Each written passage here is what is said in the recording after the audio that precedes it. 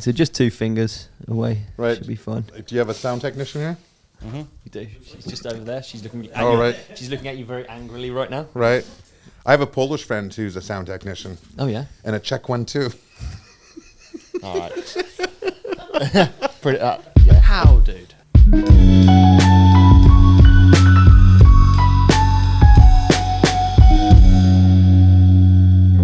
Right. All right, man. Hey, before we get into this episode, Christmas is coming. It is. It's that time of year, dude. Yeah, man, it's that time of year. And we thought, Yeah. what better way to celebrate Christmas than giving away a bike? Mate, how cool is this? How cool is this? The coolest thing. And combining it with Guest of the Year. Exactly. Guest of the Year. We didn't do it last year. I love Guest of the Year. I It's do. super fun, and we've had some absolute bangers. I was this actually year. Guest of the Year before. You were the original Beforehand. Guest of the Year. I was the original Guest You were of the the Year. first dude. ever Guest of the Year. And look at me now. Hey, you might win it this year. I might give it a go, yeah. You might Why win not? it this year. I'll have to put your name on the thing. Wicked. So, what bike is it that we're giving away? How do you enter? We are giving away a Focus VAM Squared 9.8 Light EMTB. Not just a bike, an e-bike. It's so good. It's the sickest thing, dude. it's- They're like £6,000. It's the super light version. So it's the Freeride 60 system. Honestly, I love this bike. It's one of my Surrey Hills bikes of choices. It's lower travel, super lightweight bike, Carbon mega frame. fun. Yeah, Mate, the dream. Honestly, I'm blown away that we get to do it. So thank you, Focus, for stepping in. actually, giving us a bike to give away. At this point in the introduction, I think we should start playing some footage of the actual bike we're talking about because we don't have it here. No, we don't have it here. Yeah. So this is the bike you could win on screen now. And it's free to enter. All you have to do is head to the website, theridecompanion.co.uk, and on the homepage you will find our listener survey, which we just want to know who our listeners are, where you're from, what you do. Nothing too intrusive, just nice questions. We just want to know why you listen, all that sort of stuff. Yeah. You can then vote for your guest of the year. Yep. That guest is going to win a pretty sick little prize from us, a personalised prize. Yep. And then you're automatically entered to win a VAM Squared 9.8 Light EMTB. It's literally that easy. And if you've forgotten already, just head below and you'll see exactly how to enter. Exactly. The link is in the show description.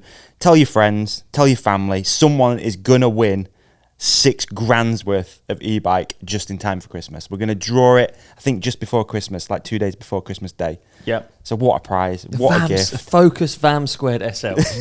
I can't believe we've managed to wangle this one. Neither can I. Big thanks, Focus. Big thanks, Focus. And let's get into this fantastic episode. I have a feeling this episode isn't going to be the Ride Companion. This is very much our guest's show today. This is going to be the Brett Tippie show. We've got a Freeride original, true legend, all the way from Kamloops, MTB Hall of Famer, Brett Tippie, ladies and gentlemen. Yay! Wow. Did you know that applause is to repeatedly high-five oneself for another's accomplishments? I like the applause. It just sets us up, doesn't it? It's nice. Right. Yeah, I like the applause as Yay! well. Golf clap. Especially the Or no, it's massive like- studio audience we have. Yeah, absolutely. Absolutely. Dude, hyped to have you here. Have we got Brett Tippie with jet lag?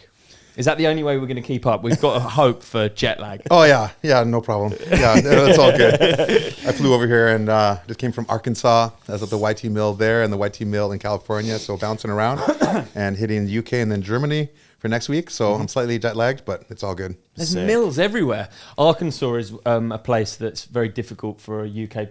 I hear in England people mispronouncing Arkansas over and over. How do you spell it? Arkansas, I'd have right? said Arkansas. How many times have you heard I'd have someone said say it. Arkansas? I'd have said Arkansas. Semenak just told me a joke. He Yeah. said, "What did Arkansas?" The same thing, Tennessee. From Semenak. Do you know, I heard this. Semenak loves a pun. He loves a Oh, tippy yeah. pun, doesn't he? Yeah, Oh, yeah. yeah. What else did he have? so He good. had, what are you when you drive a Subaru backwards? You are a bus. Pretty good. Pretty good. Backwards, yeah. Semenak's actually really funny. Like people don't know, Yeah. but he's got lots of dad jokes. He's very funny. Actually. Where do you get yours from? Mine? Yeah, where are the everywhere. Really, Everywhere. yeah. I soak them up. Yeah. They go in, they don't come out. Or they come out right here, actually. Continue to come out. Do they go in first, though, or do you make them up? I mix them up. I was gonna convert say, some. yeah. I might steal some. Yeah. I once had a book that my dad gave me called 10,000 Jokes by Milton Berle. And it has like a table of contents. Anything you can think of, there was a joke on it. Shoelace, 40 jokes. Wow. Drunks, 4,000 jokes. And when I used to announce for CTV Sportsnet, I used to do World Cup of Snowboarding when I retired from World Cup snowboard racing. We would watch the show like a border cross, and then I would take notes on who crashed and who passed who and why. And then I would like find specific jokes to what happened in the show. Then would go and put the headphones on and announce the show, and I would pull up these perfect segue jokes on exactly what happened. Wow. And then I started overdoing it, and my producer's like, okay, we got to keep it to 2 JPM. I'm like, JPM? Joke per minute? He's like, yes. I'm like, okay, done deal. He didn't use miles per hour, no? I thought that was the industry standard. 1,000,000 miles per hour. What? Yeah, we got Davey and I are going to be trying in here. We're going to drop some bad ones, aren't we? We're both going to be trying to keep up. Yeah, we'll do some bad jokes. No problem. That's You've cool always tried to be a make 'em comedian, up. but they won't take you seriously? Yeah, exactly. Have you ever done comedy? Yeah, I went to the improv. Did you really? You did. But stand-up? they told me I had to add a letter E to the end. Okay, and improve. very good. That was good. This is unbelievable. That was fantastic. Yeah, that's that very, was good. very impressive. Every now and again, I'm like, oh, we should try and get guest, for example, a comedian on, and you're like, nah, we just sit here like two morons. Yeah, we just look like potatoes. I feel like this is dress rehearsal. Yeah, it is. We're going to be like two potatoes. Did you hear about the guy that went to the doctor and he had potato up both nostrils? And he had some ketchup in this ear and some bread in this ear. And the doctor looked at him and said, well, first of all, you're not eating right. And speaking of potatoes, do you know where French fries were originally mate, cooked? This is... I'm going to say France, but it's No, in Greece. in Greece. Oh man. I'm hyped on this one because I think even just then you mentioned you're a pro snowboarder. Like, it's so cool having guests on that have done so much, and I feel like you're like the epitome of this. Someone who's lived a life, Well, I'm old. Of course I have. a crazy, extraordinary life, Yeah, right? yeah. Like, it's almost like hard to pick a start point.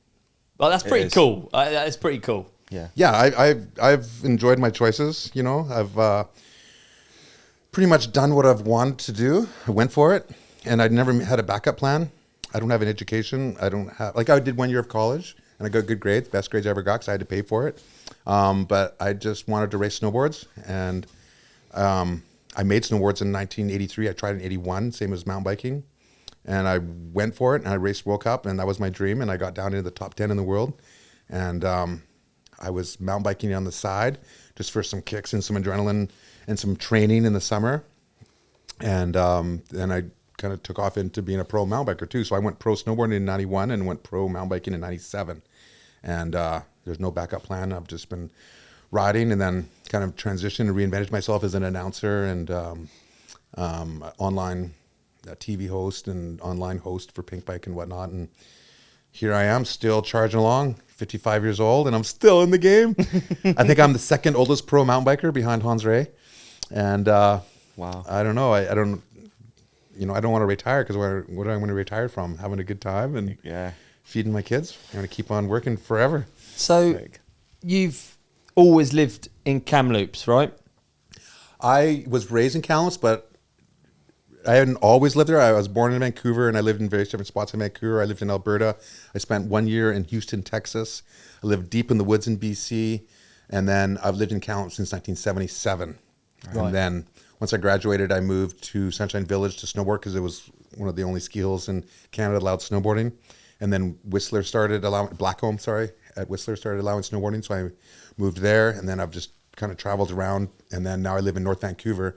I met a beautiful girl, and I'm 1 + 1 is 4 before you know it. Now I'm married with 2 kids in North Vancouver. So I was raised in the desert, but now I live in the rainforest. Right. It's so interesting as well when you meet people that have been at the beginnings of sports kicking off. So you've done that twice. So with snowboarding, you were saying like they didn't allow this thing on the hill. Yeah, they didn't allow us on the chairlifts. What was that about? Well, snowboards were so new Yeah. that they didn't, give them any respect that we could actually maneuver on the hills. And, my first snowboard was a hand-built board. It was like a chunk of plywood with like strips of BMX tires for bindings with inner tubes over the heels to hold you in. Wow. And it was very primitive. And There was actually a small hill in Kamloops called Harper Mountain where there's actually very good mountain bike trails. You might have seen some Matt Hunter videos and whatnot, and some Aggie films and a bunch of different films. But they allowed snowboarding. They said, if you buy a lift ticket, you can rock whatever you want. And so they let us, but no real big hills in Canada allowed snowboarding until Sunshine Village allowed them, and then eventually Whistler, and then all the other hills kind of came aboard around 1990. And so, yeah, I was there doing both sports before they were sports. Yeah. Was it pretty much aligned then, snowboarding and mountain biking?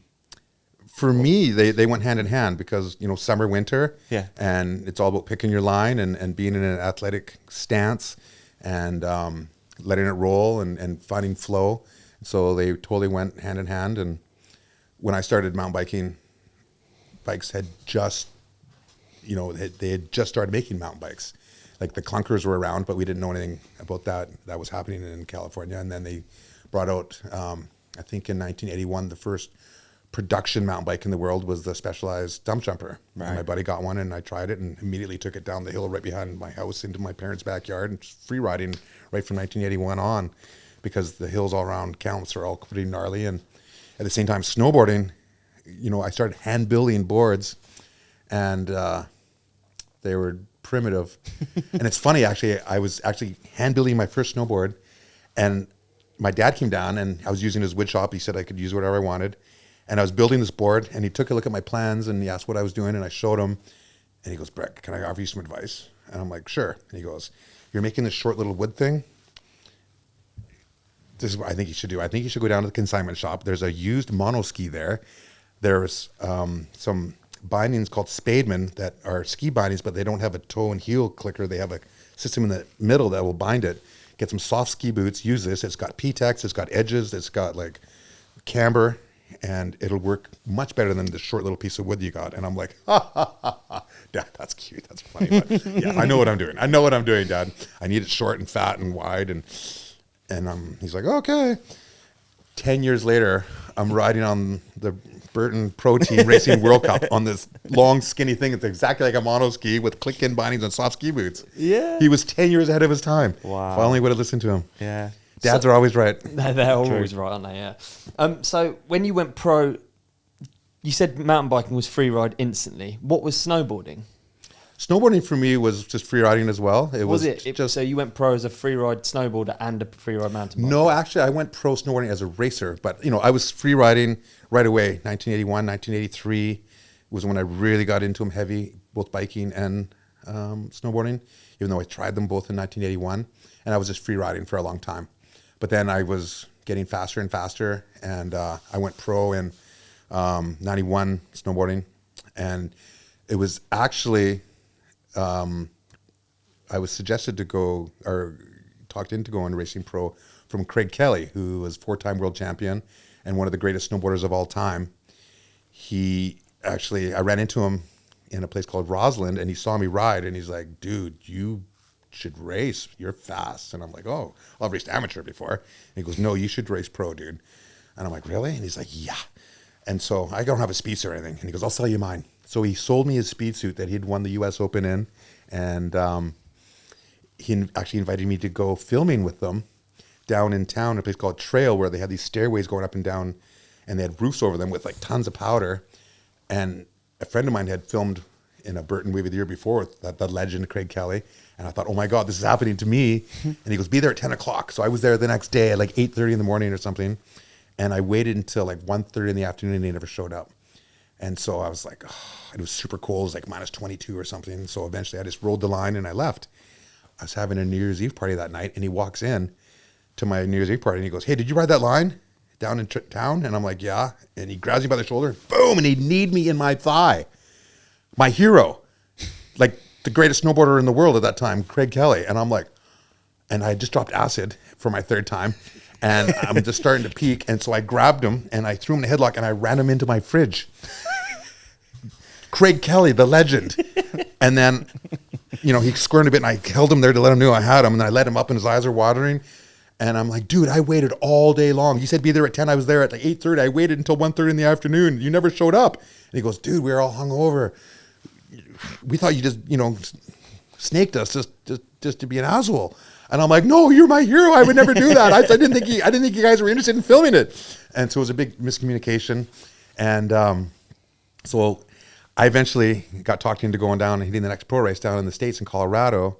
And I actually beat him in the first run with his old speed suit. And I got 10th. He got 11th in this pro race. And in the first run. Again? Hey? Did he knee you again? No, he did not. But we became friends, and I just started racing pro. So I got 7th on the U.S. tour that year. Wow. And what year is this? That would have been 1991. Wow. Yeah, Okay. 91. And then I was like, oh, I guess I am fast. And so I continued racing, and I hit a bunch of pro races. And there was a bunch of pro races that were like individual sponsors. They weren't World Cups.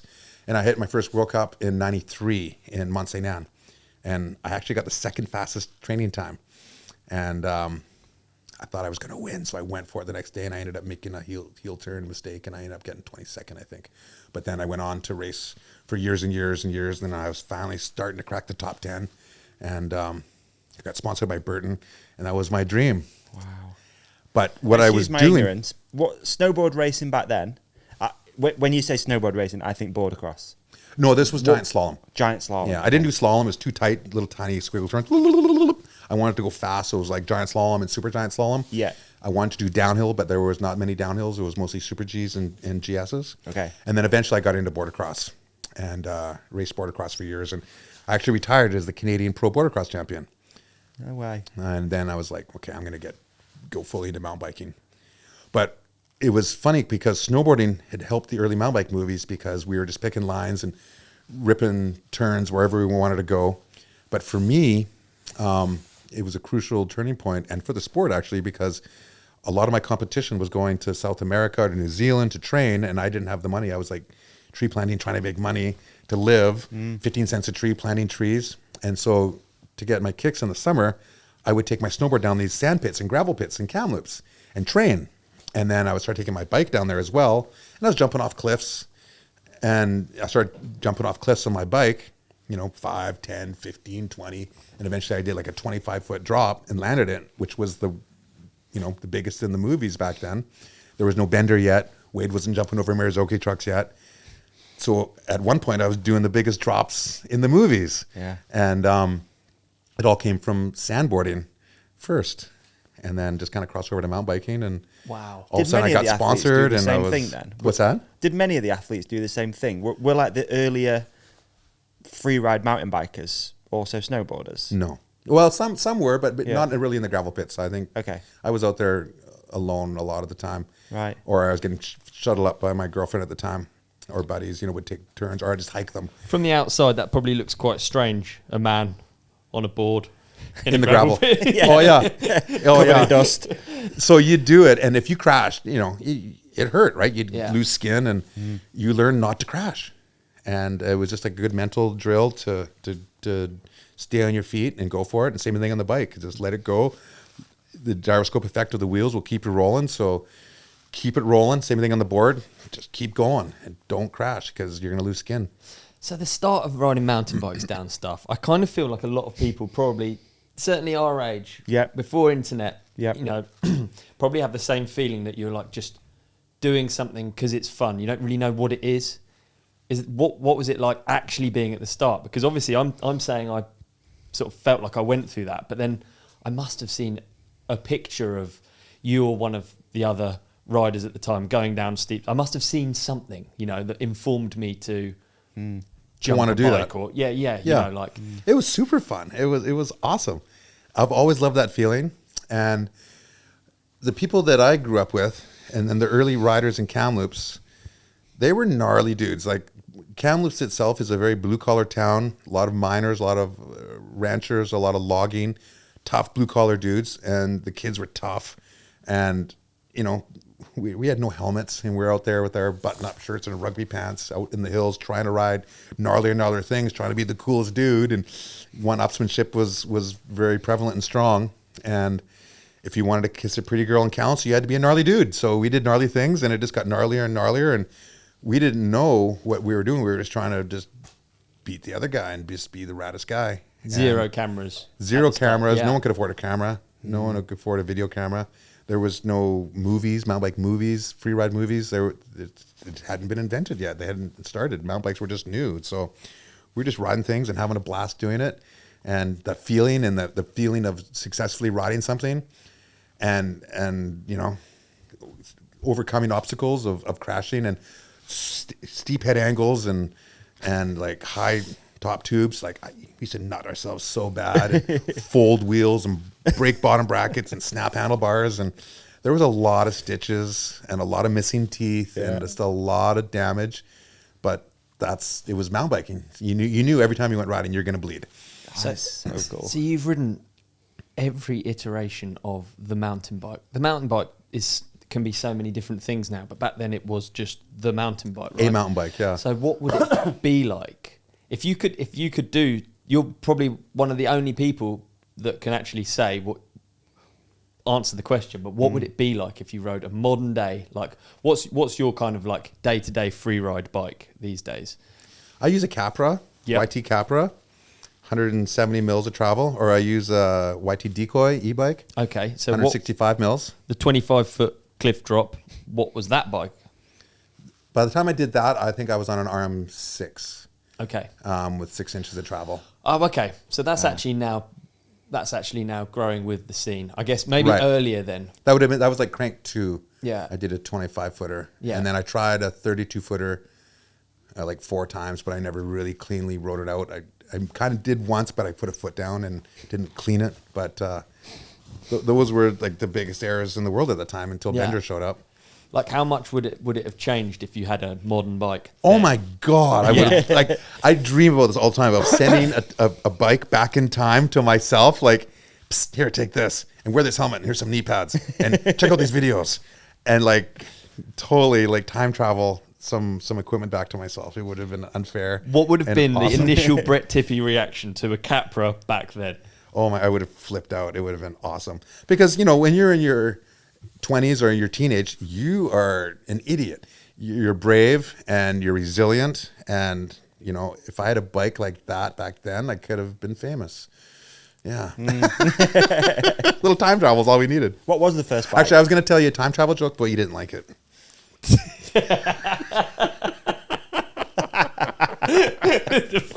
That only just clicked. All those interested in time travel, meet here last week at 7:30.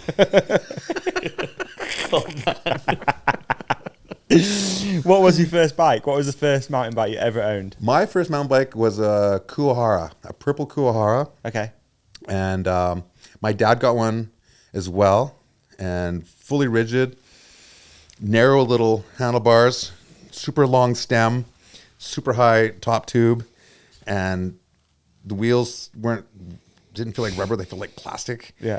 Like cantilever brakes. It was just an early mountain bike. And did it feel? It had gears and had like knobs on the tires. Like, it felt cool. Yeah. It actually, it was fun and I loved it. And I didn't really grow up BMXing. I had a BMX bike for a little bit and I had a 10-speed and I had little kids bikes and stuff. But I had dirt biked a bit. Right. And so I had experience riding a dirt bike. And so it felt so jarring and compared to a dirt bike.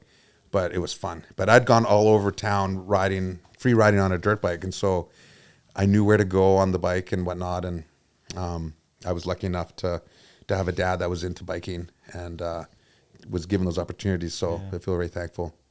I actually have a funny story about how my dad brought me into the biking world. Like I had a tricycle when I was like a kid. I was still in a crib and they put a tricycle in the crib with me.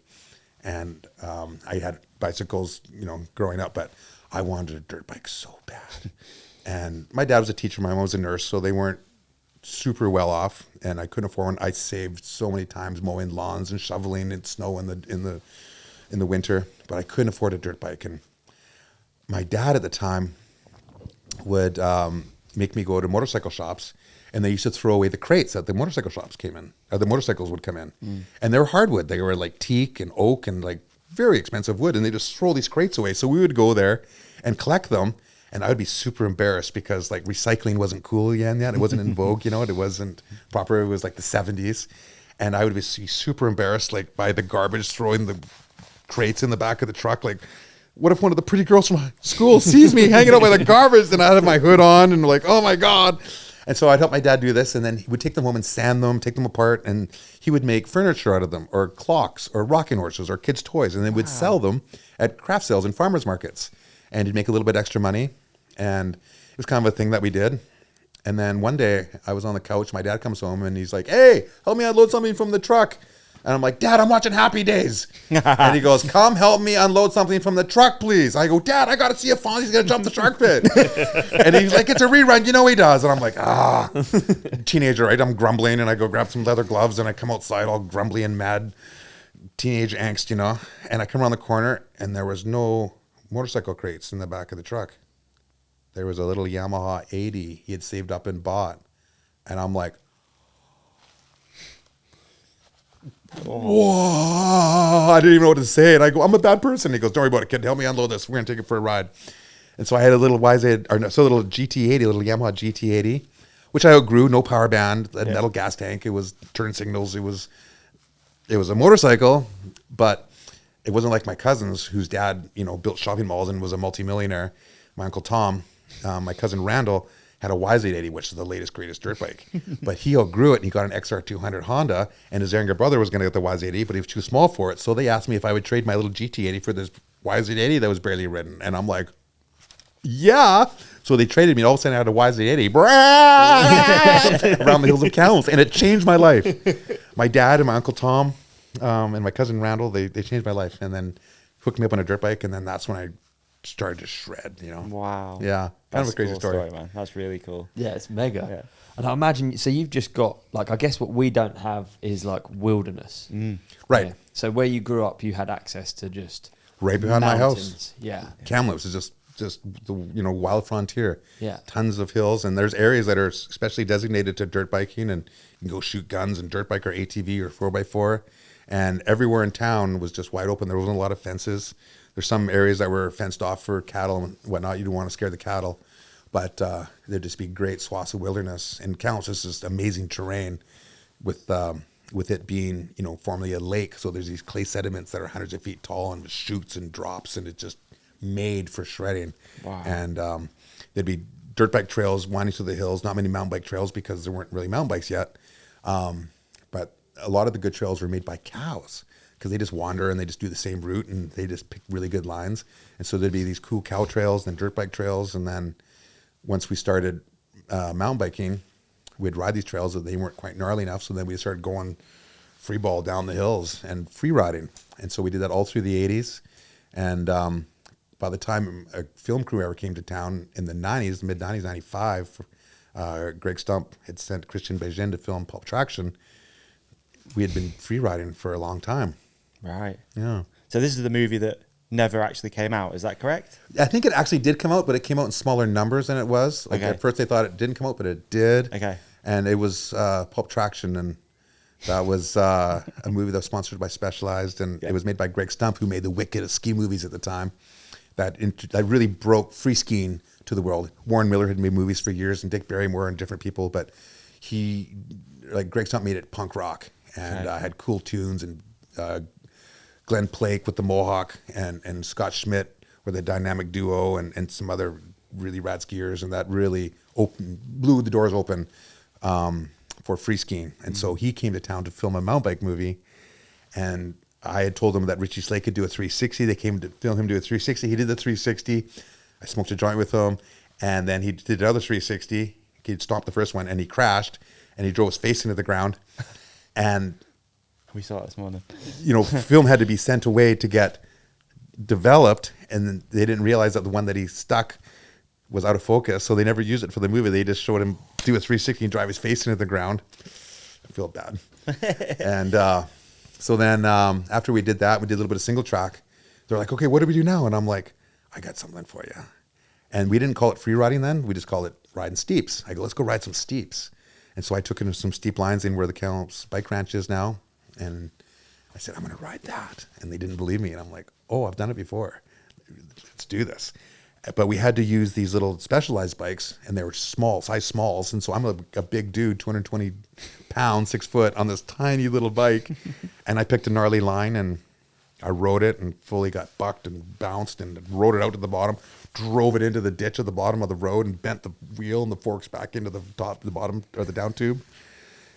Handed it off and was like, there you go. And the camera's like, oh my God. Okay, you're in the movie. Because I posted that shoot and all of a sudden I was in the movie. And they say that was the moment that Freeride was first introduced to the media. Wow. And they made like a movie by Darcy Turan called The Moment.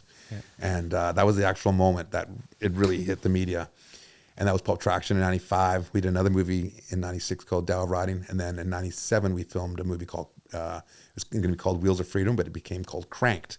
And that came out in 98. And that's the movie that really broke it to the world. And Freeride was like kickstarted into the media. So at that moment, what was mountain biking? Mountain biking was mostly like Lycra racing. And even downhill at the time were mostly like roads, you know. Like fire roads. Yeah, totally. Like Corrado Haran and guys like that were racing downhill. And yeah, it was guys in Lycra and a lot of racing. You know, people would race cross country and downhill on the same bike, dual slalom. Like it was Lycra and I would say Sean Palmer, you know, showed up I think around 98, 99, and he introduced the moto look, and a lot of the Lycra riders were like, And then as well, the Froriders, myself, Wade Simmons, and Richie Schley, were using baggy shorts, and I was actually the first mountain biker that I know of that used armor. I used like skateboarding knee pads, and I had my football hip pad, and so I was using a lot of padding, and I think the Freeriders, we introduced that baggy shorts look, as well as Sean Palmer with the moto look, and we kind of try to push that Lycra look to the you know, out of the way, leave it to the out of the way, and leave it to the cross country crew. It's so crazy to think that all of these like micro things have all been moments, because you know, like when I turned up into mountain biking, so much was already decided. Yeah. Same for you, right? Yeah, totally. We were talking about this morning, weren't we? Because we were watching, I can't remember the exact film we were watching, the name of it, but we were thinking about like the first time we saw mountain biking. Right. And when you're talking about, you know, riding the steeps on those sort of bikes, I mean, it's literally before I was born. So that had all happened. And I mean, my first sort of look at it was like around where you're talking now, like this Palmer sort of era. Right. You know, it was a moto thing. I was a moto kid growing up, and then I remember getting like a dirt magazine, or what it was called, something different initially, and just being like, oh my God, like you can do moto, but it can be cheaper on like this cheaper style of bike. That was my first real interesting point that was your angle. Yeah. And was the year like Jason McEnroy was on the covers with like on different bikes getting rad, around that Red sort of time, on the Red Specialized. I remember those. Yeah, Jason. I never met him, but I remember seeing the photos as well. Yeah, I think being in the UK also before internet, I think there probably still is like a delay. Yes, you know, like 100%. like Hollywood movies, for instance, we always used to get them way later. Right, same as in Canada. And the magazine, there you go. Yeah, there you Back go. then, except for Canada, except for mountain biking, we were the ground zero. Yeah. Although mountain bikes were originally made in Marin County, that was the birthplace in the world. And it's interesting, my wife is from a place called Deep Cove, and the Deep Cove Bike Store was the first mountain bike store in Canada. And Chaz would go down to California, and he brought back mountain bikes and put them in the Deep Cove Bike Store. And my wife watched them roll off the truck and get put into the store. Wow. She saw them roll off the truck, the first mountain bikes in Canada. And she actually watched like the pre-mountain bikes, like the Cook Brothers Fat Tire Cruisers, roll off the truck into the store. And so she was a young chick that hung out at the Deep Cove Bike Store. Wow. And it's a historical spot in Canada, and went on to become a very, very much a hotbed and mecca of mountain biking in North Vancouver. I know we're going back slightly here, but do you remember the first moment you rode a steep?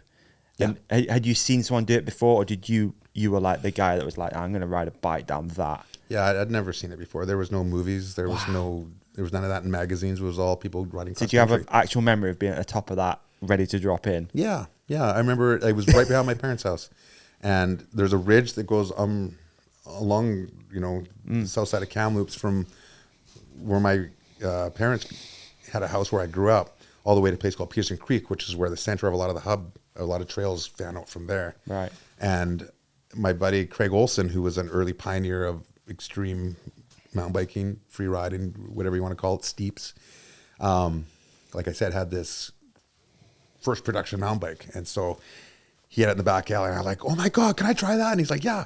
And so it had gears, and I was like in the granny gear, pedaling up the hills.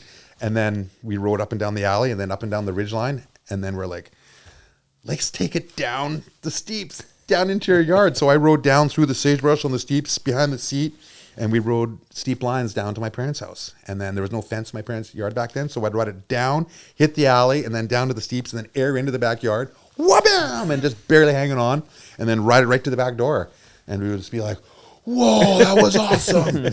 Wow, let's do that again. And then we'd hike up. And so we were free riding in that was 1981. Wow. And then so I saved, and it took me 2 years to save enough money to buy my own mountain bike, and shoveling and shoveling driveways in the winter, and mowing lawns and doing whatever I could do.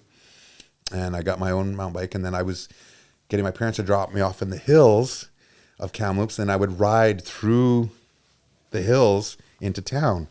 And it'd be like, I don't know, 10, 15 kilometers, and just free riding through the woods, picking lines and riding cow trails, and would ride steep lines in Valley View, where a lot of the movies have been filmed these years. And it was the unknown. We were just trying to see what was possible. And it was just experimenting with what worked. And then there's a little drop behind my house that was like a little clay bluff like this, and would air off it, and then experiment whether we should land on the front wheel or land on the back wheel, like trial style, or land both wheels, and just to see what would work and what wouldn't work. And it was just a lot of experimentation. Oh, it's so cool. Just figuring it out. I feel like it will resonate with every single person listening. Every single person's had the moment where they're like, oh, try and land on my front. I'll try and actually land on the landing. I remember I used to build landings but jump past them, because it was like, I think I'd seen motocross and I thought you just went past them. And I remember like getting my front into a landing.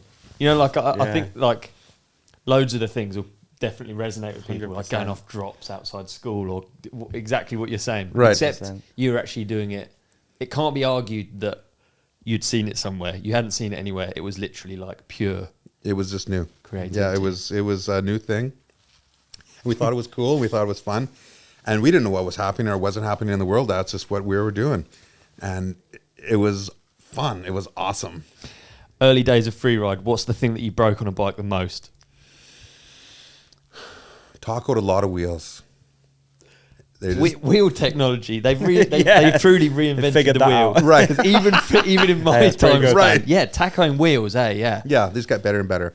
Bottom brackets. Used to break a lot of bottom brackets. Snap cranks off. Square taper. Yeah. Or is it? Yeah. It would just snap, and then all of a sudden you'd be like, oh my God. Handlebars, breaking handlebars. It's so cool that you see all of this tech as well, of brands trying to figure it out. Like, hey, what do we need to do to change this bike to make it more robust? And you're like the guys testing it all and probably reporting back like, yeah, that broke. Try again. Keep them coming. Right. Like there'd be broken bikes, here, there, and everywhere. But then there'd be like dozens of them coming from BC. Yeah. They're like, what's going on up there? Piled up in your parents' garden, bottom of the steeps. Oh, I've got boxes and boxes of broken bike parts from all the decades at my parents' house in Kamloops. I could dig some of those boxes, and it's like going into like a history vault. Yeah. So crazy. So it must have been very exciting. When did you feel like it picked up and turned into something that was actually real and it was actually going to like continue? It wasn't just you fiddling around going down steep stuff with people screaming. Right. After the break. Companionship. Are you looking to take ownership of your health? Introducing AG1, a powerful daily nutrition supplement designed by scientists to support your body's needs. AG1 is a comprehensive and convenient blend of over 70 high-quality ingredients packed with vitamins, minerals, and whole food sourced nutrients. With just one scoop each morning mixed with water, AG1 helps to support your brain, heart, energy, and immune system. It's a powerfully simple way to start your day right. While we have a degree of individuality, science tells us that the human body is interconnected, which is why AG1 contains over 70 ingredients to support your baseline nutrition. Drink AG1 is the best way to feel reassured that you're supporting your body with a broad range of nutrients it needs. AG1 isn't just another supplement, it's a morning ritual, a timely habit that fits seamlessly into your routine. And it does fit into my routine, dude, it does, yeah. because I just do it in the morning before anything. Apparently, you're meant to have it on an empty stomach, which I actually quite like. I take it with me in my little AG1 shaker and just go walk the dog. I do it empty stomach every time, actually. Yeah. Because it said on the instructions, and I did what was on the instructions. Like, you that's know what I mean? the sort of people we are. Davey, what are the benefits? Well, Ollie, they speak for themselves. From sustained energy throughout the day to immune support and stress management, AG1 has you covered. Plus, AG1 is NSF certified for sport, ensuring the highest quality ingredients and manufacturing standards. Ready to take the next step in your wellness journey? Visit drinkag1.com/ridecompanion today for a special offer. We are going to give you free 1-year supply of vitamin D3 and 5 free AG1 travel packs with your next purchase. So that's drinkag1.com/the ride companion. That's right, mate. Yeah. Nice. drinkag1.com/ride companion. Take ownership of your health with AG1. Check it out now. Check it out now. Great ad break. That was good. Fantastic ad break. Back Really in good. the game. So I think we were at basically the turning point when you realised, was this becoming something within Freeride? Yeah, I knew it was happening probably when Kranked came out, because we did Pulp Traction, and that was the first movie that had free riding in it, and I thought we were going to be rock stars, because I remember seeing the skiers in Greg Stump ski movies, and they were rock stars, and I thought it was going to happen. It didn't happen, really. We actually were frowned upon, and we got in a lot of trouble from like the Sierra Club and IMBA, and we got a lot of trouble. Tires in the dirt problem. Exactly. Yeah. And we were riding off trail, and we were bad people, and there was comments in like Bike magazine and stuff, and we actually for a few years after that would just film in gravel pits, because even though we were riding everything, clay and rock and just a little bit of everything that we could ride, we got in trouble for it. So we just rode in the gravel pits, because the gravel pits are getting churned up anyway, so we couldn't get in trouble for it. So everyone just thought we rode gravel pits. But we didn't. We just filmed that because, it was okay. Yeah. And it was actually quite dramatic too, because the sand flies up and it's kind of like skiing powder and whatnot. So it worked for the camera, but at the same time, we were riding everything. We just didn't film it because we didn't want to get a slap on the hand. So at this point, were you like a weekend warrior? How were you funding sort of biking all the time? What did life look like then? So I hadn't gone pro yet. I hadn't gotten paid yet. I was like planting trees. So by law in Canada, when you log a certain area, you had to plant so many trees to make up for it. So we'd go in and plant these little tiny trees, larch trees and spruce trees and pine trees, and you'd carry hundreds of these trees and carry a shovel, and you'd plant trees. And I was trying to save up money, to not have to work in the winter, so I could focus on snowboard racing. And we'd just mountain bike at night or on the weekends and whatnot. And then I didn't get paid to mountain bike until the fall of '97, when Rocky Mountain had the world's first professional freeride team called the Freeriders, which was myself, Wade Simmons, and Richie Schley. And we were, put in an ad in Bike magazine introducing the Rocky Mountain Freeriders, with 6 inches of travel. And that's just the hair. Because we did an ad, and Cannondale had sent us a cease and desist legal letter saying, you can't call yourself the Freeriders because we trademarked the word freeride.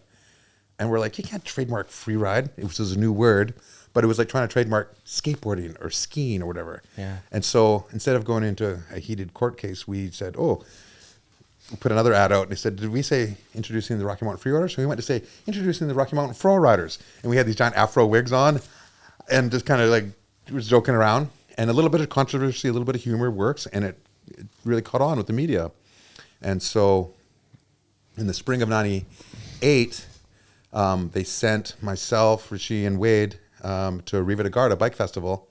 And we went over there, and we met Tarek Rassouli and Hans Ray and Tibor Samai and a bunch of different riders at the time who were all, racing. And we were trying to spread the word of freeride to the world. We'd done some filming for Kranked, where we went down to Utah and Colorado and rode some of those lines down there, which was amazing because, you look at those spots now and there's lines everywhere. Yeah. And back then there was no lines anywhere. We were just picking fresh lines, and it was a different landscape. So when we went to Europe for this, it was the biggest mountain bike outdoor festival in Europe at the time, the Riva de Garda festival.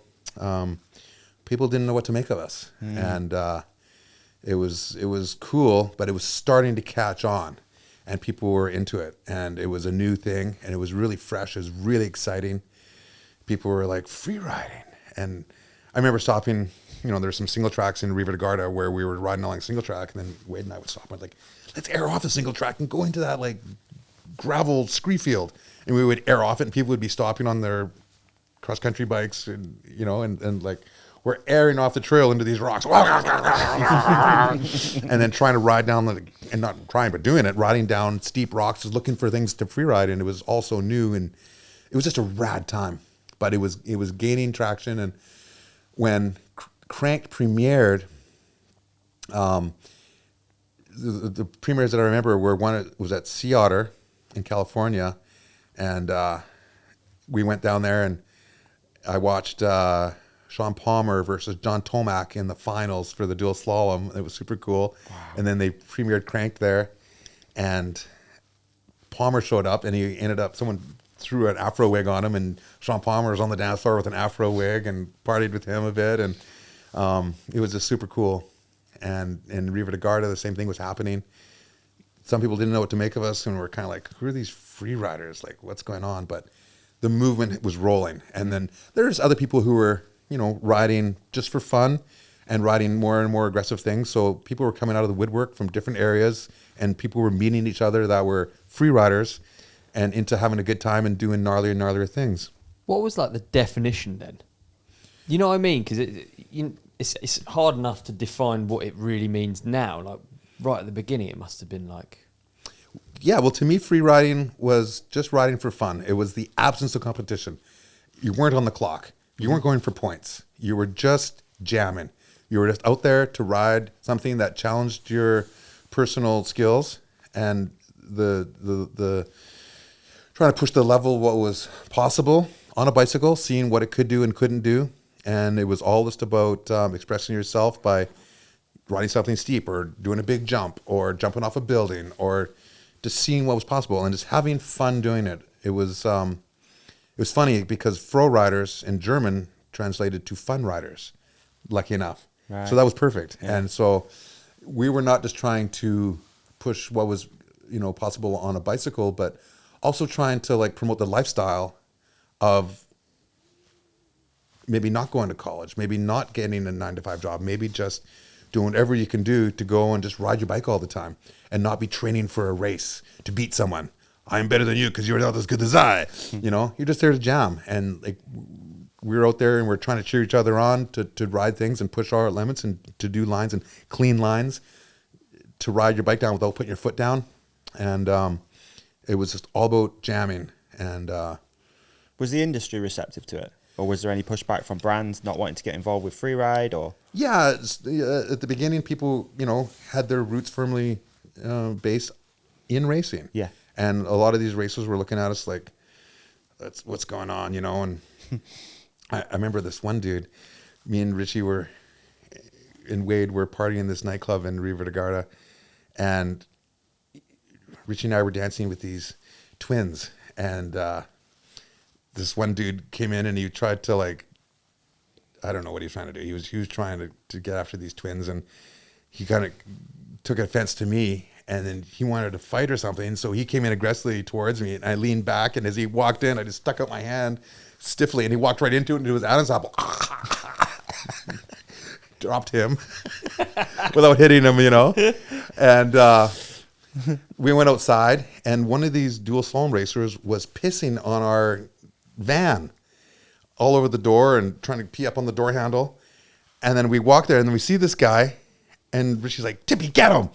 So I grabbed him from behind and I lifted him off the ground, and I cleaned off the door of the van with his clothes of his own piss and wiped our door clean. I ended up scratching our van with his belt buckle, and I threw him to the side, and then he scampered out of there, and we had to pay for the scratches in the van, but it was worth it. But yeah, people were not quite receptive at the beginning because people were like, "Oh, who are these Freeriders? You know, like they're not fast.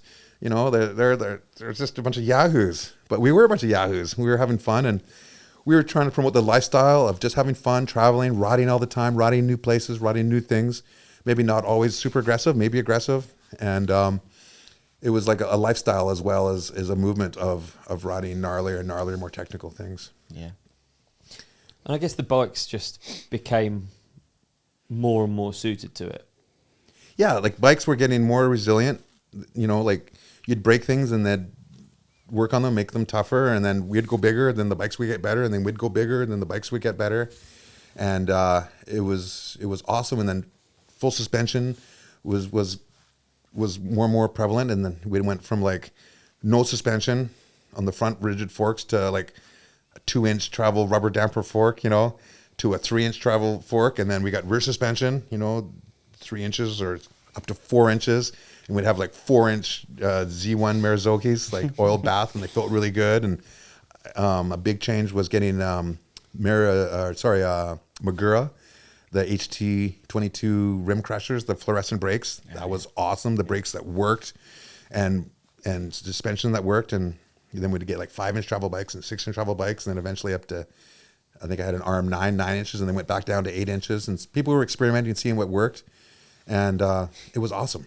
It was really cool. It was an exciting time, and then brands were getting more and more into it, and then everyone had a Freeride bike after a while, and people were promoting it, and eventually then bike parks were created. The Whistler Bike Park started letting people up the lifts. And we'd been asking for years. Like I remember asking, you know, Sun Peaks, which was called Todd Mountain back then, and Whistler, like, "Hey, can we run the mountain bikes up the chairlifts?" And they're like, "Ha ha ha ha." I'm like, "It would be awesome. Come on." And they're like, "No, It'll never catch on. right." And then eventually they did, and they went, "This is awesome. We're going to run mountain bikes up the chairlifts." And I'm like, "Finally!" It'll just be like skiing or snowboarding, you know. And it caught on, and then more people got into that. And that could introduce more and more people to the sport, which made it grow. And it became an industry unto itself in the freeride market. And people, you know, had been so into racing. This was a new and exciting thing. And we kind of like took the spotlight for a while, and freeriding was the new cool hip thing. And yeah, it was cool because there was people with very good bike skills from racing that were crossing over to freeride. And Who is an example of that? Oh, like some of the early oh my people God! who Like switched so many people, like Cedric Gracia, Yeah. came and won Rampage, 2003, I think, and I was a judge that year, and so guys like that, and you know, like PD showed up when I did Rampage, and he actually qualified, and then he went to go watch a Supercross in Las Vegas, and he never came back for finals. No way. And he'd ripped his line in qualies and stuff. But there were so many good racers that had crossed over. They were very good, and there was guys that came out of the woodwork that were like moto guys, and there was guys who were like skiers and snowboarders that were getting into free riding, and just everyone was jumping onto the bandwagon and having fun on their bikes and showing what they could do on bicycles with a lot of skills, and it was really cool to see.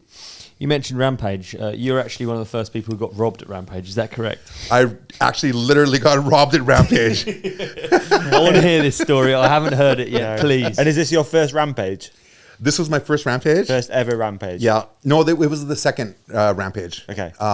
I actually was in a freeride competition in Utah before there was Rampage. Was it always Red Bull Rampage? It was from the beginning, yeah. There you go. But before the Red Bull Rampage, they had a freeride competition in Utah, and I think Crispy won. And Crispy Bauman was it was a bike mechanic, very good rider, and he and I were the only guys. There was like 2 ledges at the bottom, and in practice I had done one ledge and then the other, and then he gapped both of them, and he won the thing. But for my second run, I was like, I'm going for it. I want to win this thing. So I gapped both ledges and I landed, and I was going on an angle at a sharp rock that was pointed. I was a little bit offline to the left, and I ended up sliding out and going underneath it and didn't get decapitated.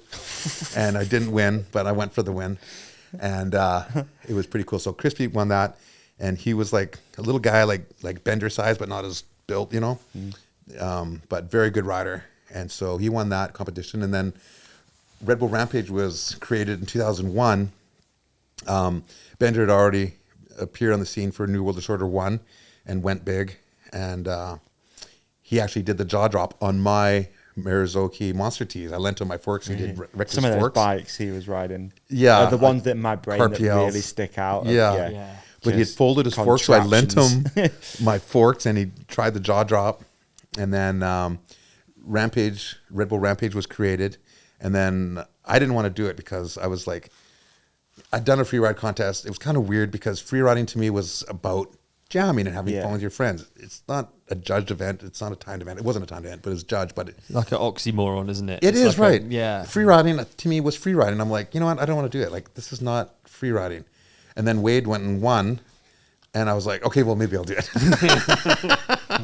You know, it is what it is. It is what it isn't. I don't know. It was cool. Everyone's picking their own lines and whatnot. So it is free riding, but it was judged. So whether it is or isn't true free riding, I thought it'd be worth doing. And so I decided to do it the second year.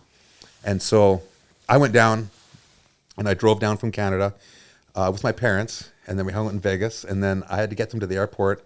And by the time I got them to the airport and got out to practice in this new place, Virgin, I had missed practice. And so I went up the next day to practice, and I hiked up and I said, okay, where's the line that Wade won on last year? And he said, Canadian Bacon, right here, right here, right here, right here.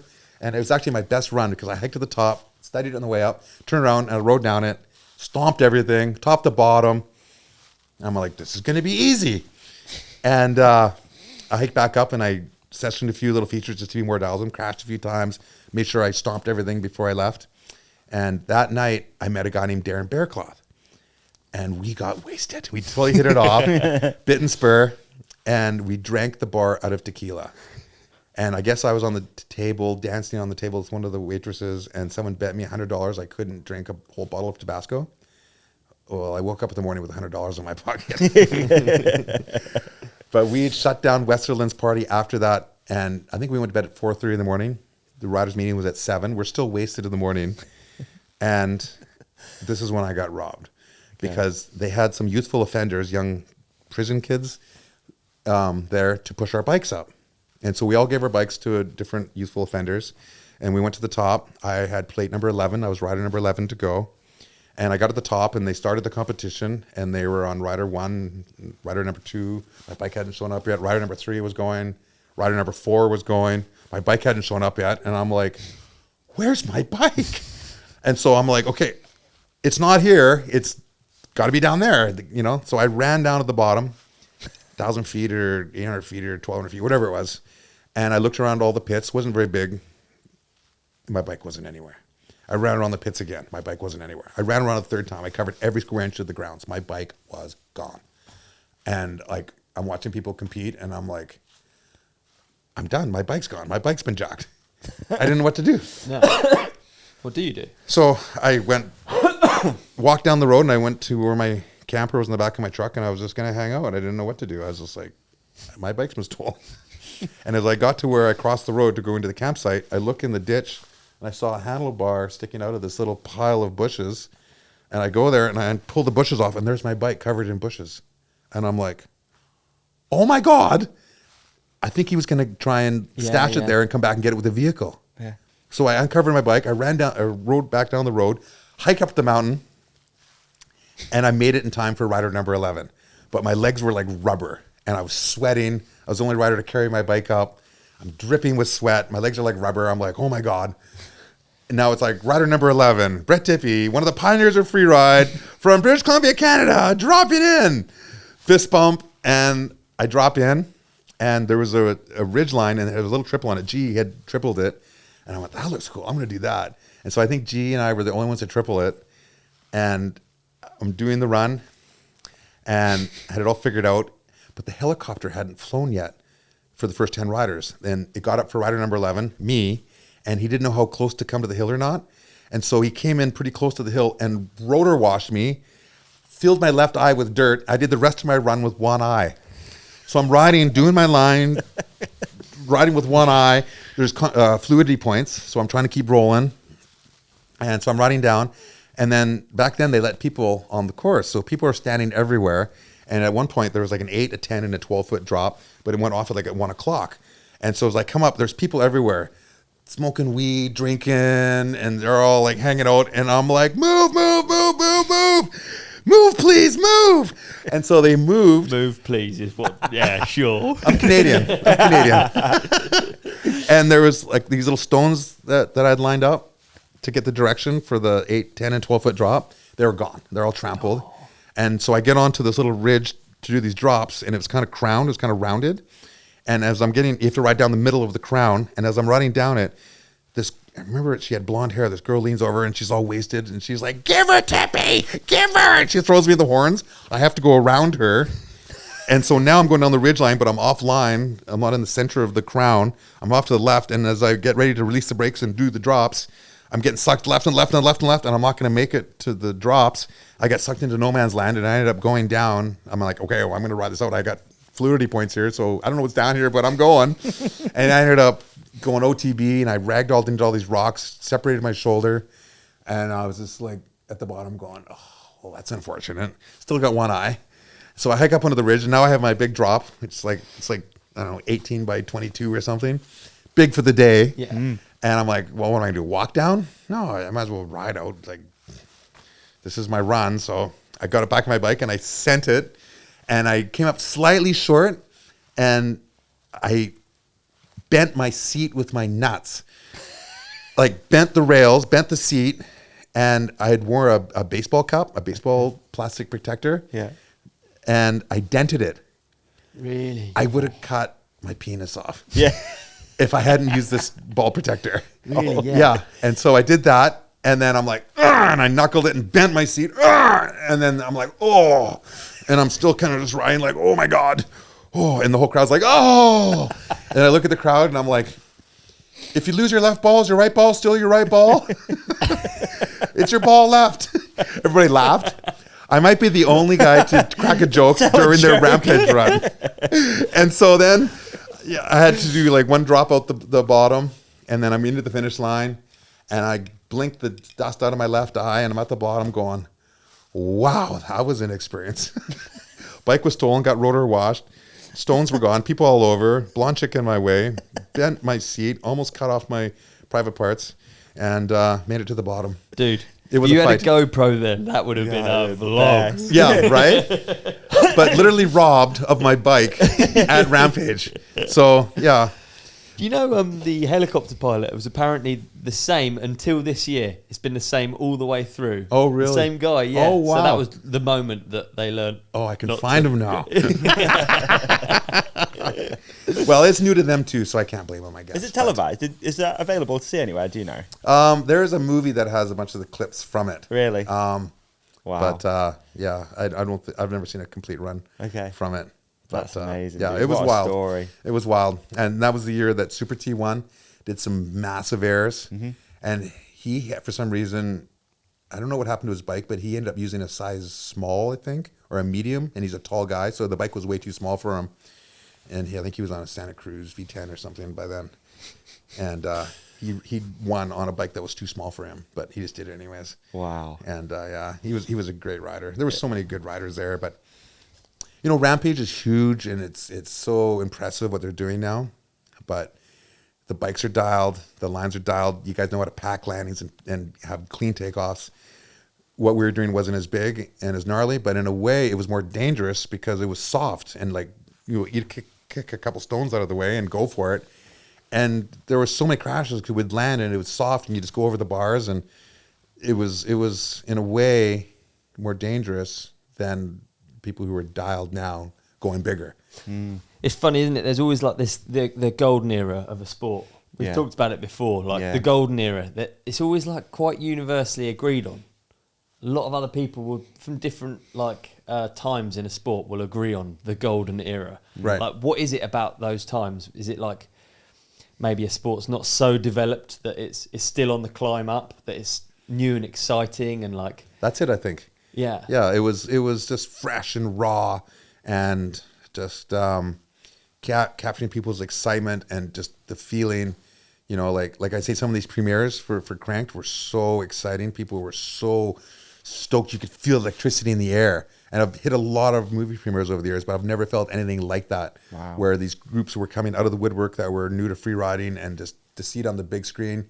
And mountain bike movies were new, and there wasn't a million shredits online at any given time. This was the big movie for the year, and people would film all year long to do this one big movie, and it was raw, and Rampage was new, and it was just I guess it was the golden era, as they say, because it was fresh.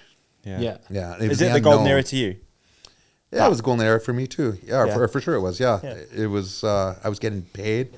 I was like a redneck kid from Kamloops, and all of a sudden I'm making like 6 digits, and like it was like I could afford a new truck, and I could buy a dirt bike, and I could like feed myself, and I didn't have to go plant trees or go paving to support myself. And you know, I was making money. I was traveling the world. I was getting sent plane tickets. I was traveling everywhere. I could break bikes and get a fresh bike, and it was like, it was just exciting. It was like being a rock star, and because it was so new and exciting, and yeah, it was cool. So the life of a pro freerider back then, before internet, would have been largely magazine and video. Is that correct? Yeah, you do, like, if you did Kranked and you did New World Disorder, and try and get as much exposure in magazines as you could. There was no podcasts, there was no websites, so it was like magazines and movies. Yeah. Back then, like I say, if you did New World Disorder and Kranked, you were good for the year. So you'd work, hard to get this footage. For me, I filmed for Kranked. I did the first 4 Kranked movies, and you had to be healthy for that one time a year that you would film, and you'd build yourself up and do some gnarly things right before it to be ready to go. Like your Olympics. Right, for the year. Yeah. To keep your contracts going and to put your name out there. And of course, like all the magazines, it was I don't know, it was a lot easier in a way, because as long as you filmed well for the movie and did some shoots, you're going to be in a bunch of magazines. Like in hockey, if you score 50 goals a year, you're a superstar. If you got 50 pages in magazines, you're a superstar. Yeah. And I was one of those guys that got 50 pages for sure, minimum, in magazines. Covers and table contents page was the next big thing after a cover, and then as many full pages as you could get, and you'd add them all up and then renegotiate your deal, and you would, and it was like, this is actually working. Like, we're getting paid to ride bikes, and it was awesome. Is it true you've been to every Rampage? No, I missed some Rampages. Did you? I had some dark times in my life where I was an alcoholic and a drug addict. Mm-hmm. I disappeared from. I'm not sure why I thought that. Sorry. I Yeah, don't know no. why I thought you'd been at every single Yeah, one. Kyle Straight's been to every Rampage. Okay. Yeah. But I've been to a lot of The them. stuff you just mentioned, the addiction stuff. Obviously, we've just watched your movie this morning that we are technically promoting, although it's not out for a little while. This is a teaser of the Right. film. It is indeed. The YT movie Live Uncaged. Live Uncaged with Yeah. Brett Tippie. It's really good. Obviously, we watched it this morning. It's fascinating. Dude, we watched it. We were gonna make notes, weren't we? Yeah. We were gonna like make sure we got dialed. Both of us, just notebooks closed. We were in it, weren't we? It's so It was good. It's unreal. Really, props for it. It's Yeah. really good. Yeah. Thank you. it's They did a fascinating. good job. Yeah. And it was really fun to make. Yeah, it's really, Yeah. really good. But And obviously, I opened up quite a bit. Yeah. I don't normally like to open up about that too much. It's not a time I'm not really proud of. Mm-hmm. I did some bad things and I made some bad choices, and I'm not really proud of those times. But there's nothing you can do about it, other than try and learn from it and move forward. And there's 2 days of the year you can't do anything, and that's yesterday and tomorrow. All you can do is deal with what you can today. Nice. Yesterday's history, tomorrow's a mystery, today's a gift. That's why they call it the present. Do you know what, dude? I think though your story's so good because it's such a ball of positivity. So to hear about dark times from someone who's so positive is really helpful for people that might be like having a shit time themselves. For sure. I agree totally. And it's like you said before, you know, back when you were in the more of a rock star era, no one had access to you, so no one knew anything about this. You just see this page in a magazine and you're like, oh wow, that's the guy. Whereas now I think with platforms like this and various other platforms, you can actually talk about those experiences and people learn more about you and about how, you know, I guess how all that stuff actually manifested and why. And I think that's interesting. There's a fine balance, I think, of like staying a little bit elusive, keeping some stuff obviously that's really personal to yourself, but our audience, I think, would be keen to know a little bit about like how that happened, if that's cool. I think it's like it's a different age with the internet, access, and the access, and the amount of information that you can do. Back then, I just disappeared, and I just all of a sudden I wasn't in the movies. All of a sudden, I wasn't at Rampage. All of a sudden, I wasn't in the magazines. I just was gone. Yeah, and I disappeared for 5 years. Was it money? Obviously, you're young, you're making money, and I guess is it you don't know what to do? It was some of that. Yeah, like I had more money than I had ever had before, and I love to party, and I'm really good at it. And so I would buy drinks for people, or like I would be at like coming off the Whistler Bike Park, and I'd meet a bunch of Aussie downhillers and some British downhillers and some American dudes, and they're like, "Hey, Brett Tippie, how's it going?" And I would sit down and have a round of drinks with them. I'd buy a bunch of rounds, and then it was just fun, right? And they go home at the end of the night, and I'm all revved up, and I would just keep going. Right. And then, you know, being in Whistler was tough because you're there, and then someone comes to town for, you know, 2 or 3 days or a week, and then they go hard while they're there. That's their moment. Yeah. And then they go home, and then you're there, and then another group comes in, and they're fresh and ready to rock. And I like people that could go, and so I would rock with them for 2 or 3, 4 or 5 days, and then they would leave town. Then a new group would come in. So there was always fresh recruits of people to party with, but I was there the whole time. Yeah. And I liked to party, so I would go as hard as I could go, and I was a competitive partier.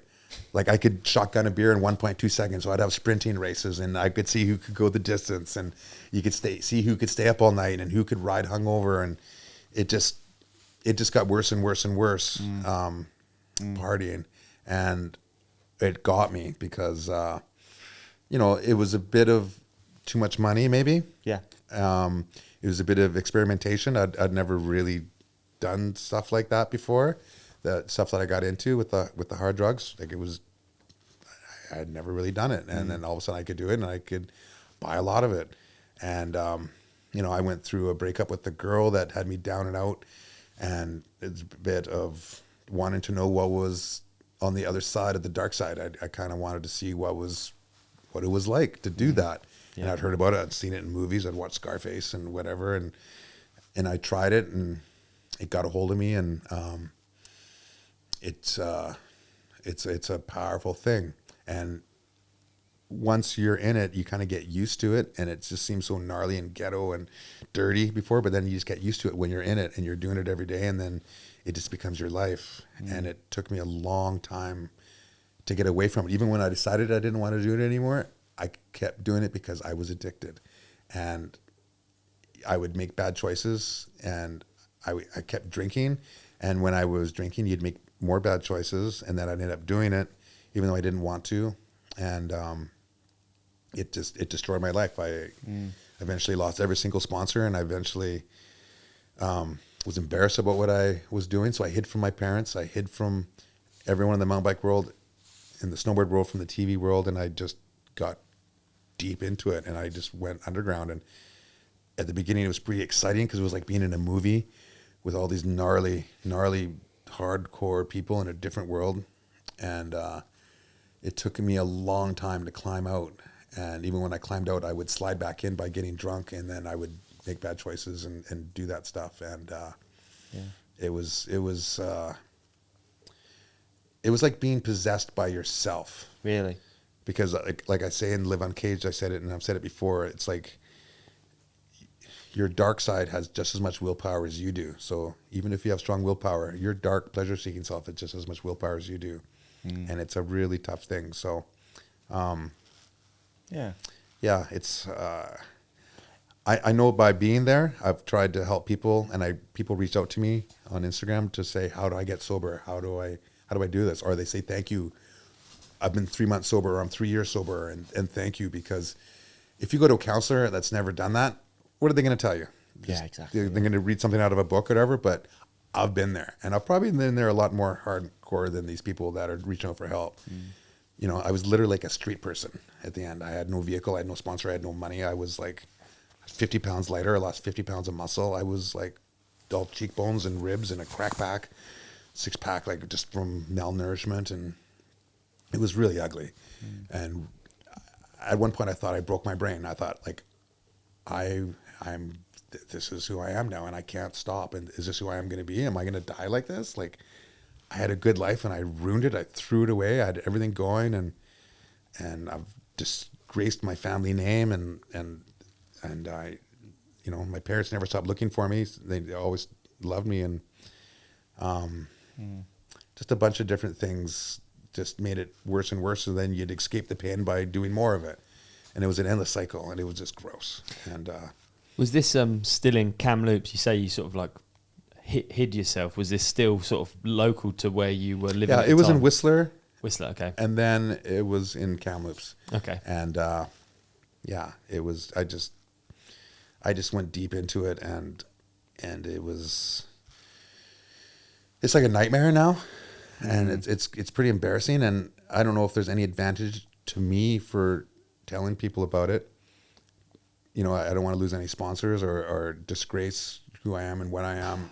No. But at the same time, I made a choice that, you know what, like if I tell my story, it's going to maybe help someone else and give someone else hope and inspiration. And I went there, nothing I can do about it. I might as well not embrace it, but I might as well accept it and take responsibility for what I did and share the experience with others to try and help others who might be in a dark spot and help them, because there's many different people that are in a dark spot for many different reasons, whether it be alcohol or drugs or gambling or whatever addiction they might have, that they might be in a dark place. Yeah. And if I can help them out of a dark place, then I should do that, because I'm in a position where I can help them. And if I can, then I think I should. So I'm putting it out there. And like I say, it's not something I'm proud of, but I want to help others. And I think I am. And I get messages all the time that people are like, oh my God, I'm, like I say, 3 years sober, I'm 5 years sober, I'm 2 months sober,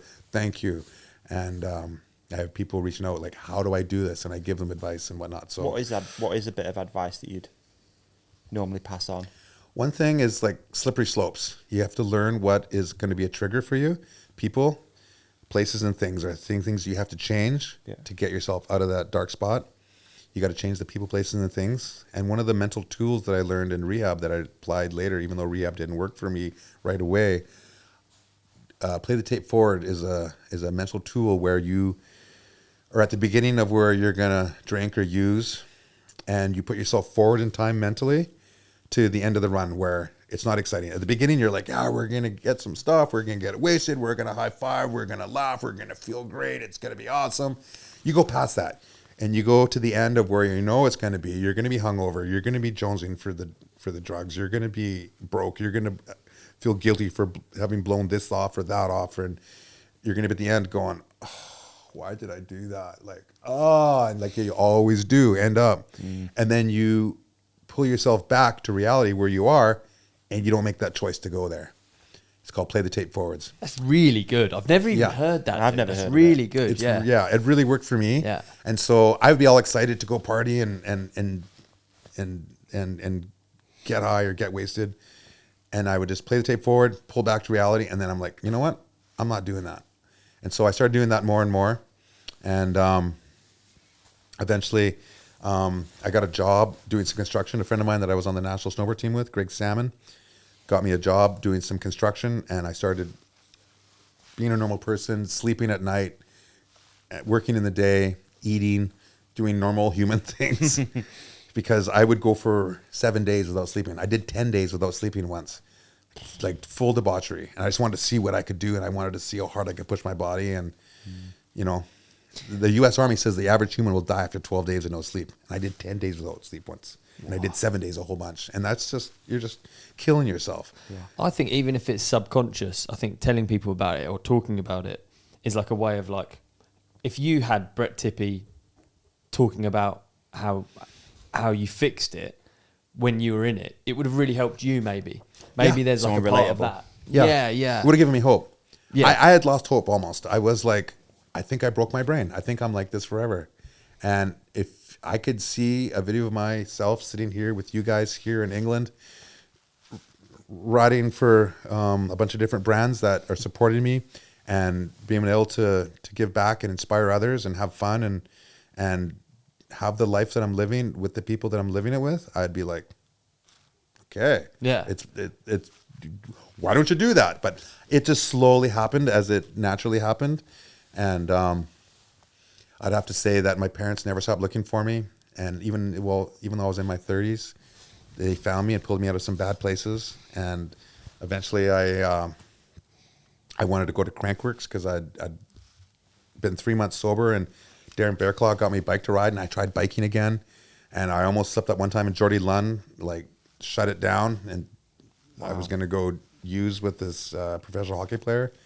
And he's showed up, and Jordy Lunn looks gnarly, and he's like, "Tip, what are you doing? Let's go." And he said to the dude, "Beat it." And the guy was like, and the guy beat it. Yeah. And I almost slipped up there. And then thank God, because the next day I met my wife, who would become my wife. Wow. At Crankworks, and I fell in love with this amazing girl, super funny. She rode bikes, and she was incredible. And she was cracking jokes, and I would crack a joke, and she'd turn it into a double meaning, and I would take it and turn it into a triple meaning, and we'd go back and forth like a tennis game with these wordplay and jokes. And I just fell in love, and I went riding with her, and she kicked my ass. And then I went riding with her on the North Shore, and she kicked my ass again. And I'm like, who is this girl? And all of a sudden we had a baby, and she helped change my life, and I got it together doing construction and buying diapers and working just as a blue collar worker and getting my shit together. And Was the plan always to get back into the bike industry? No, I thought I blew it. I thought that ship had Really, sailed. And Okay. I was like in my late 30s, and I wasn't going to be a pro rider again. I would thought I'll do construction, or maybe who knows what I'm going to do. All I know is that I need to pay rent this month, so I have to go to work. So I had my hard hat, my work boots, and I just went to work, and I did it. And I did relapse 3 times, and she gave me 3 strikes. And at the end, she's like, "Okay, you're an awesome guy, but you're crazy. I have this baby, and I don't want my baby around any of this shit." She goes, "I'll raise this baby with someone else. We're done." And I was like, that was the lowest point where I didn't want anyone raising my baby girl except for me. And I just went, okay, wait, I'll quit drinking. And if I quit drinking, I'll never do any of that other shit again. Give me one more chance and I'll quit drinking right here, right now. This is it. And she's like, okay, I'll give you one more chance. If you ever do that shit again, I'm gone. Look me in the eyes. I mean it. I'm never coming back. And that was the last time I ever drank. And that was December 17th, 2008. And I never had a drop of alcohol ever since. I never touched any drugs. And I've just had my shit together ever since. And life has just slowly gotten better and better. And what I learned is once I got sober on the different times, I thought things would be better right away. I thought, okay, I'm sober, things are going to get better. And things didn't get better right away. It's tough. It's a tough world sometimes. And I learned that it takes time. But once things do roll and the good starts rolling, it's like a snowball. It gets bigger and bigger, and then good begets good. And I learned that if you have patience, good things happen. And eventually good things did happen. Julian Coffey from Raceface hired me to ride for Raceface and did some ads with me. Were they the first brand to get back involved with the new Brett Tippie? Yeah. Julian Coffey, The reinvented one, was the marketing manager for Raceface. Hired me, and then we did an ad where they had all the different colored Atlas cranks, and I had a mohawk, all the different colors of the new cranks. And so we did that ad, and we did some other ones, and then he brought me down to Breaker 08, where instead of having an internet booth, they had like a mansion, and we had a big party, and I hosted that, and we did a live show, the first live show that Pink Bike had done.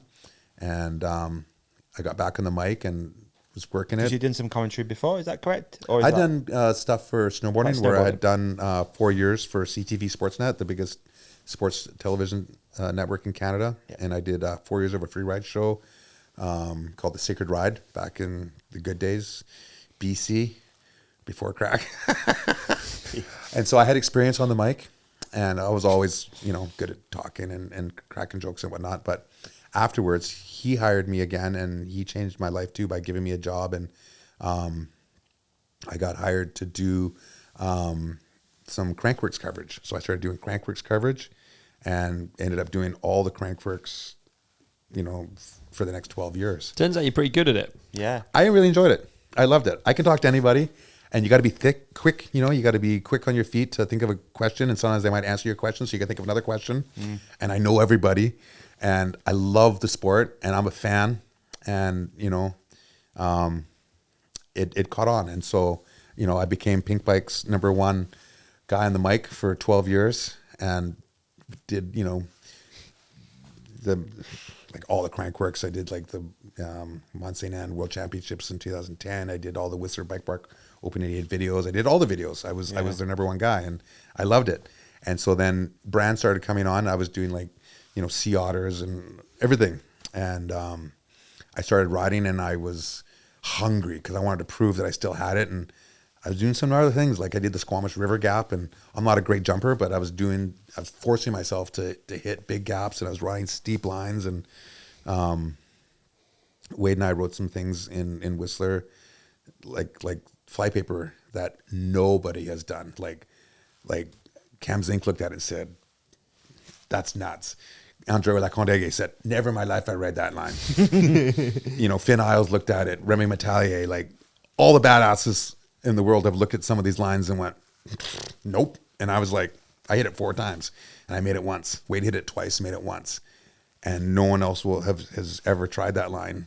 And so I was doing things like that, and I did a bunch of gnarly things that got me back, and enough to get me sponsored again, and as well as doing online, video host duties and live announcing. I was doing more live announcing than I do for many years now.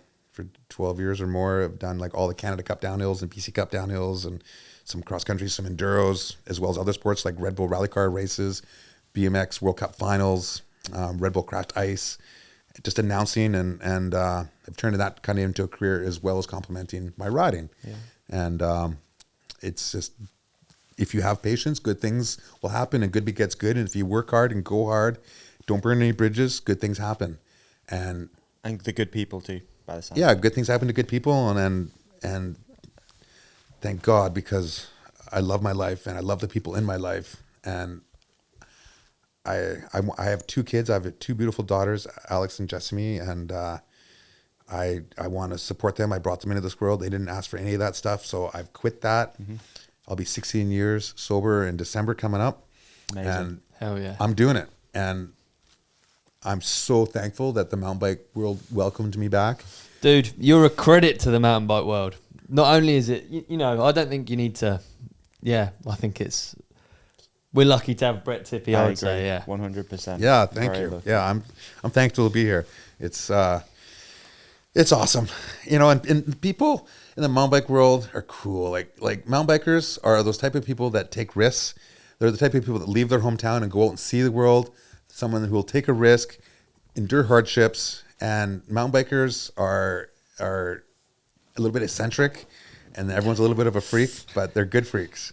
And I love mountain bike people. We're awesome. And, especially people who will free ride and take a chance for the movies or compete and put themselves out there to dare to fail and dare to win. It's exciting, and I'm just so happy and proud to be a part of it, and thankful that the mountain bike world has invited me back. And I work hard at it. You've kind of alluded to it a lot there, but how has being a father changed you as a person? Oh, it's given me being a father has given me a new direction and motivation in my life, and a new purpose. Yeah. At one point when I got into the hard partying days, I'd kind of done everything I'd ever wanted to do. At that point, I'd ticked off all my goals. I wanted to be a World Cup snowboard racer. I never won a World Cup. I never even podiumed, but I got like some 4th, some 5th, some 6th, some 7th, some 9th, some 10th, a bunch of top 10s in World Cup and in big pro races. I wanted to be a mountain bike movie star. I was a mountain bike movie star. I did it. I wanted to travel the world. I traveled the world. I wanted to go big. At one point, I was going bigger than anybody before Bender showed up in the early Kranked movies. Like I had ticked off everything I ever wanted to do, so I didn't really know what to do. And so I kind of got into partying. Really got into partying. And I didn't have a direction. Yeah. You know, and then once I had kids, I had a new direction because I had good parents. I had loving parents, and I wanted to give that back to my family. I had a loving wife, very cool, and I wanted to support them and to be a good man. And I didn't want to be a drop dead dad, or deadbeat dad, I mean. And my daughter, when she was first there, she was one of the reasons that got me healthy, was looking at this picture of her and looking at her eyes, and this picture just was like, I have to like be there for these. She never asked for this. I have to be there. And you know, I will, like, I'm not the greatest rider in the world. Like I'm pretty old and old and slow, and kids do flips off of cliffs twice as big as that I've ever done. But I will work my ass off. And if I have to do a shoot, I will be there before the sun rises. I will wait until sunset and go down in the dark with headlamps. I will work my ass off. I will study notes and see when the lights get on places. I will outwork the other average bear to get the job done for my sponsors and provide value. And like if you have to do it with grit, if you have to do it with hours of work or travel, whatever I need to do, I will do, because I have a family support and I'm going full blast to make that happen. Yeah. You've got a family of riders as well, haven't you? Yeah, my wife's a rider. She's been a rider since the 80s. And my oldest daughter, Jessamy, is an animal. She got like 4th in the Canadian National Downhill Championships. Yeah. She got 3rd in Crankworks Air Downhill. So do you go on family bike rides? These are insane family bike rides. Do you like go to like the gravel pit? Yeah, I've taken them. My wife rides a gravel pit. My oldest daughter rides a gravel pit. My oldest daughter got a scene of Nothings for free right before Brage Vesevic does the jaw drop for the closing scene. She got the last closing scene where she rode some steeps that we did the original mountain bike movies in. Yeah. And she's fast. She's good. And then my youngest daughter, who has autism, is not an aggressive rider like my oldest daughter, but she absolutely loves riding. She has never, ever, once, ever said no to a ride in 12 years. Really? Ever. Do you want to go riding? Yes. She goes and gets her helmet. She's standing by the door. And I'm like, I meant like, well, okay, let's go. And so whether it's day, night, hot, cold, raining, sunny, it doesn't matter. She's down to ride 100% of the time. She loves it. And she'll be out there. I can't get her to stand on her pedals yet. She's just kind of like riding, and she'll be looking at the birds, and I'm like, look out for those trees. And she's like, oh yeah. But she just loves it. The wind and the sensation, she just loves it. And I can feel that passion. Yeah. And she sometimes will stop and we'll enjoy the view, and she'll just be like, I love you, Dad. And I just melt. I'm like, oh my God, I really love riding bikes with you, Dad. We should do this again. I'm like, we're not even done this ride. You're talking about the next one? Oh my God, I love you. This is awesome. She's into it. That's sick, dude. Yeah. What I read in an interview a while ago that your life motto is live life like you want to remember it. What does that actually mean to you? Like, how do you embody that in everyday life? So that's a quote that my grandfather said, Lawrence Tippie. And it can mean a lot of things. I think no matter how you want to remember your life, whether you're a good person or a bad person, if you want to be the best bike rider, go ride your bike. If you want to be the best cat burglar, go do that.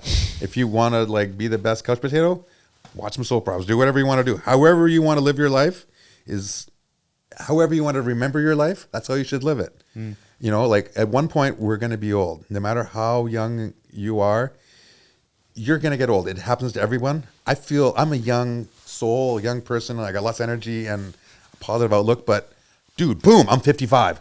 Like it happens fast. Bad back. Yeah, you're getting old when your back goes up more than you do. You know you're getting older, your knees buckle and your belt won't. But you know you're getting really old when you have a house party and the neighbors don't even realize it. But it happens, you know? And like, I'm looking back at my life already at one point going, okay, wow, like this has happened. Like I pulled out a tape measure and I pulled it out to 55 inches. And that's how old I am, 55. And the average Canadian male dies as I said, 80 years. So I pulled it out to 80. And I'm like, I'm already here. I'm way past halfway. Like, I need to live now because, you know, the end's coming up. And I got to do things now while I can. And so it pushes me not only just to feed my family, but to have fun and to experience life and to share experiences with people. And to, you know, I don't have any time to wait around and sit around. I want to do it now, you know? And I think it really, as you age, forces you to take advantage of every minute that's possible to do something constructive or do something fun or to learn something new. And there's no time to sit around. I don't watch TV. I don't have time to do that. I don't watch other people do sports. I want to do sports. Yeah. I want to meet people. I want to see new terrain. I want to be out there and to do it because the most valuable thing you have is your time. And you should make use of that. And if you're going to look back at it, I want to look back and know that I made as much of the moments that I had as I possibly could. So I'm doing that. I'm trying to. Yeah, you seem to be, for sure. That's why I night ride a lot. You know what I mean? I was going to ask you about night riding, but first I want to know, talking about time, should we talk about time after the break? Speaking of time. Let's have a quick time break. Let's go for a time break. We'll be back after these messages. Ollie, the holiday season is tough on skin. You've just come back from the desert. You've been in the dust, the heat. I've been at home just doing sound baths and stuff. Anyway, colder weather, stuffy indoor heating, and non-stop festivities can lead to a dull, dehydrated complexion. That's where today's sponsor, OneSkin, comes in. Their scientifically proven products are designed to support your skin at the cellular level, so it looks and feels healthier and holiday ready. Founded by an all-woman team of scientists, OneSkin focuses on skin longevity, not just surface-level improvements. It's all thanks to their proprietary OS01 peptide, the first of its kind to switch off the cells that cause skin to become more vulnerable. Don't just take my word for it. OneSkin has over 6,300 five-star reviews for their moisturizers, cleanser, and sunscreens. For a limited time, try OneSkin for 15% off using code RIDECOMPANION when you check out at oneskin.co. This holiday season, invest in your skin's long-term health because healthy skin is a gift. Now, I gave some of this stuff to my lovely partner, Emma. Yep. She's our connoisseur when it comes to skin health. Skincare expert. Moisturizers and stuff like that. And she honestly said it's the best moisturizer she's ever tried, which I think is quite a nice little tick. Absolutely. She's tried a lot of them as well, hasn't she? She's tried a lot of them. Right, OneSkin is the world's first skin longevity company. OneSkin addresses skin health at the molecular level, targeting the root causes of aging so skin behaves, feels, and appears younger. It's time to get started with your new face, eye, and body routine at a discounted rate today. Get 15% off with the code RIDECOMPANION at oneskin.co. That's 15% off oneskin.co with code RIDECOMPANION. That's right. And after you purchase, they'll ask you where you heard about them. Please support our show and tell them we sent you. We only have one body, one skin, and only you can choose to make it better. Age healthy with OneSkin. That's right. Beautiful. Thank you, OneSkin. We appreciate you. Back to the episode. Back to the episode. Are we rolling? I thought we were just talking about we're Bigfoot. rolling. Oh, we're rolling. Your Bigfoot Rolling, comment is rolling, on the rolling. internet forever. Sorry. Have you ever seen a Bigfoot? Have I ever seen one? Yeah. I don't think so, no. I don't know. Well, I'm waiting for the punchline, dude. I don't feel like you. No, I haven't either. So Okay, no. there you go. I have friends who've seen a Bigfoot though. Have you actually got friends that are like, we've seen Like guys Bigfoot? I've known all my life, and I went over to my friend's place and he was pacing around the house all weird and he goes, dude, the craziest thing just happened. I don't know how to say this. And I'm like, what? And he's like, I saw the hairy man. I'm like, what? What are you talking about? And he goes, me and Lance Henderson and their other friend were mountain biking on the backside of Big White, where there's a bike park now, ski hill, and they were mountain biking back there before there was a bike park, and Craig Olson was looking this way, and the two friends were looking this way, and he saw it run through the woods, and it went between them from where he was looking, and he's like, "Whoa, what, dudes!" And ran into the trees, and he goes, "Come here," and he made them run down to this point, and they're like, "Well, what are we looking for?" And he goes, just watch. So what are we looking for? Just watch. And then the Bigfoot came running out of the woods, and he said he felt like he won the lottery when they saw what he saw, and this thing was hauling ass on this freshly cut like slash with piled over broken trees and stuff, and it was like he goes, if Carl Lewis was on acid in a Chewbacca suit, he couldn't have ran like this thing ran. This thing was like hauling ass. Really? And Lance is kind of a loud, boisterous kind of guy. He started going, "Oh my God, oh my God." He started pulling his hair and stamping around, and this thing stopped, and then the whole valley went whoosh, right to them and went, and it ran sideways into the wood and was gone. And they're like looking at each other like, "Whoa." And I was like, "Oh wow, it's a pretty crazy story." And he's a very non-touchy guy, like just kind of a quiet guy. And I went to like shake his hand, give him a high five, like, "That's a pretty wild story." And he pulled me in and hugged me, and then released me, and then started pacing again. And then he went and got all these books from the library and was drawing it and stuff. And they said they saw a Bigfoot, and I was like, "Wow, it's kind of crazy." So Bigfoot is real. It could be real. Yeah. All in, yes or no? Roulette. Do you go yes or no? You know what? My devil's advocate side says, why hasn't some hunter shot one? Or how come there hasn't been one found dead, right? Yeah. But on the other side of me says, okay, it's a proven fact that there was dinosaurs. 100-foot tall lizards. What's the stretch of imagination of there being an 8-foot humanoid that's basically genetically very similar to us or an ape, right? If there was proven there's 100-foot lizards, which sounds way more ridiculous, or even creatures that are alive, like giraffes, like, oh yeah, there's a creature with a 20-foot tall neck. Right. Sure. Right? It's not a stretch of imagination genetically for there to be like a humanoid that's faster, stronger, I'd love to hairier. search for Bigfoot. Yeah. I don't know. You can go and do it if you want. I can see a E-bike. YouTube Yeah, title. that'd be a nice series. That'd be a good video. Hunting for Bigfoot with Tippie on e-bike. Right. Be a couple of batteries a day, wouldn't it? Maybe endless batteries needed. Who knows? Sounds like a hairy situation. Right, so we're back from the break now. Yeah. We've talked about Bigfoot and the Hendersons, but we also have listener questions, and some of them are bangers, actually, aren't they? Some of them are bangers, actually. Yeah. And some are from me. Some are from you, absolutely.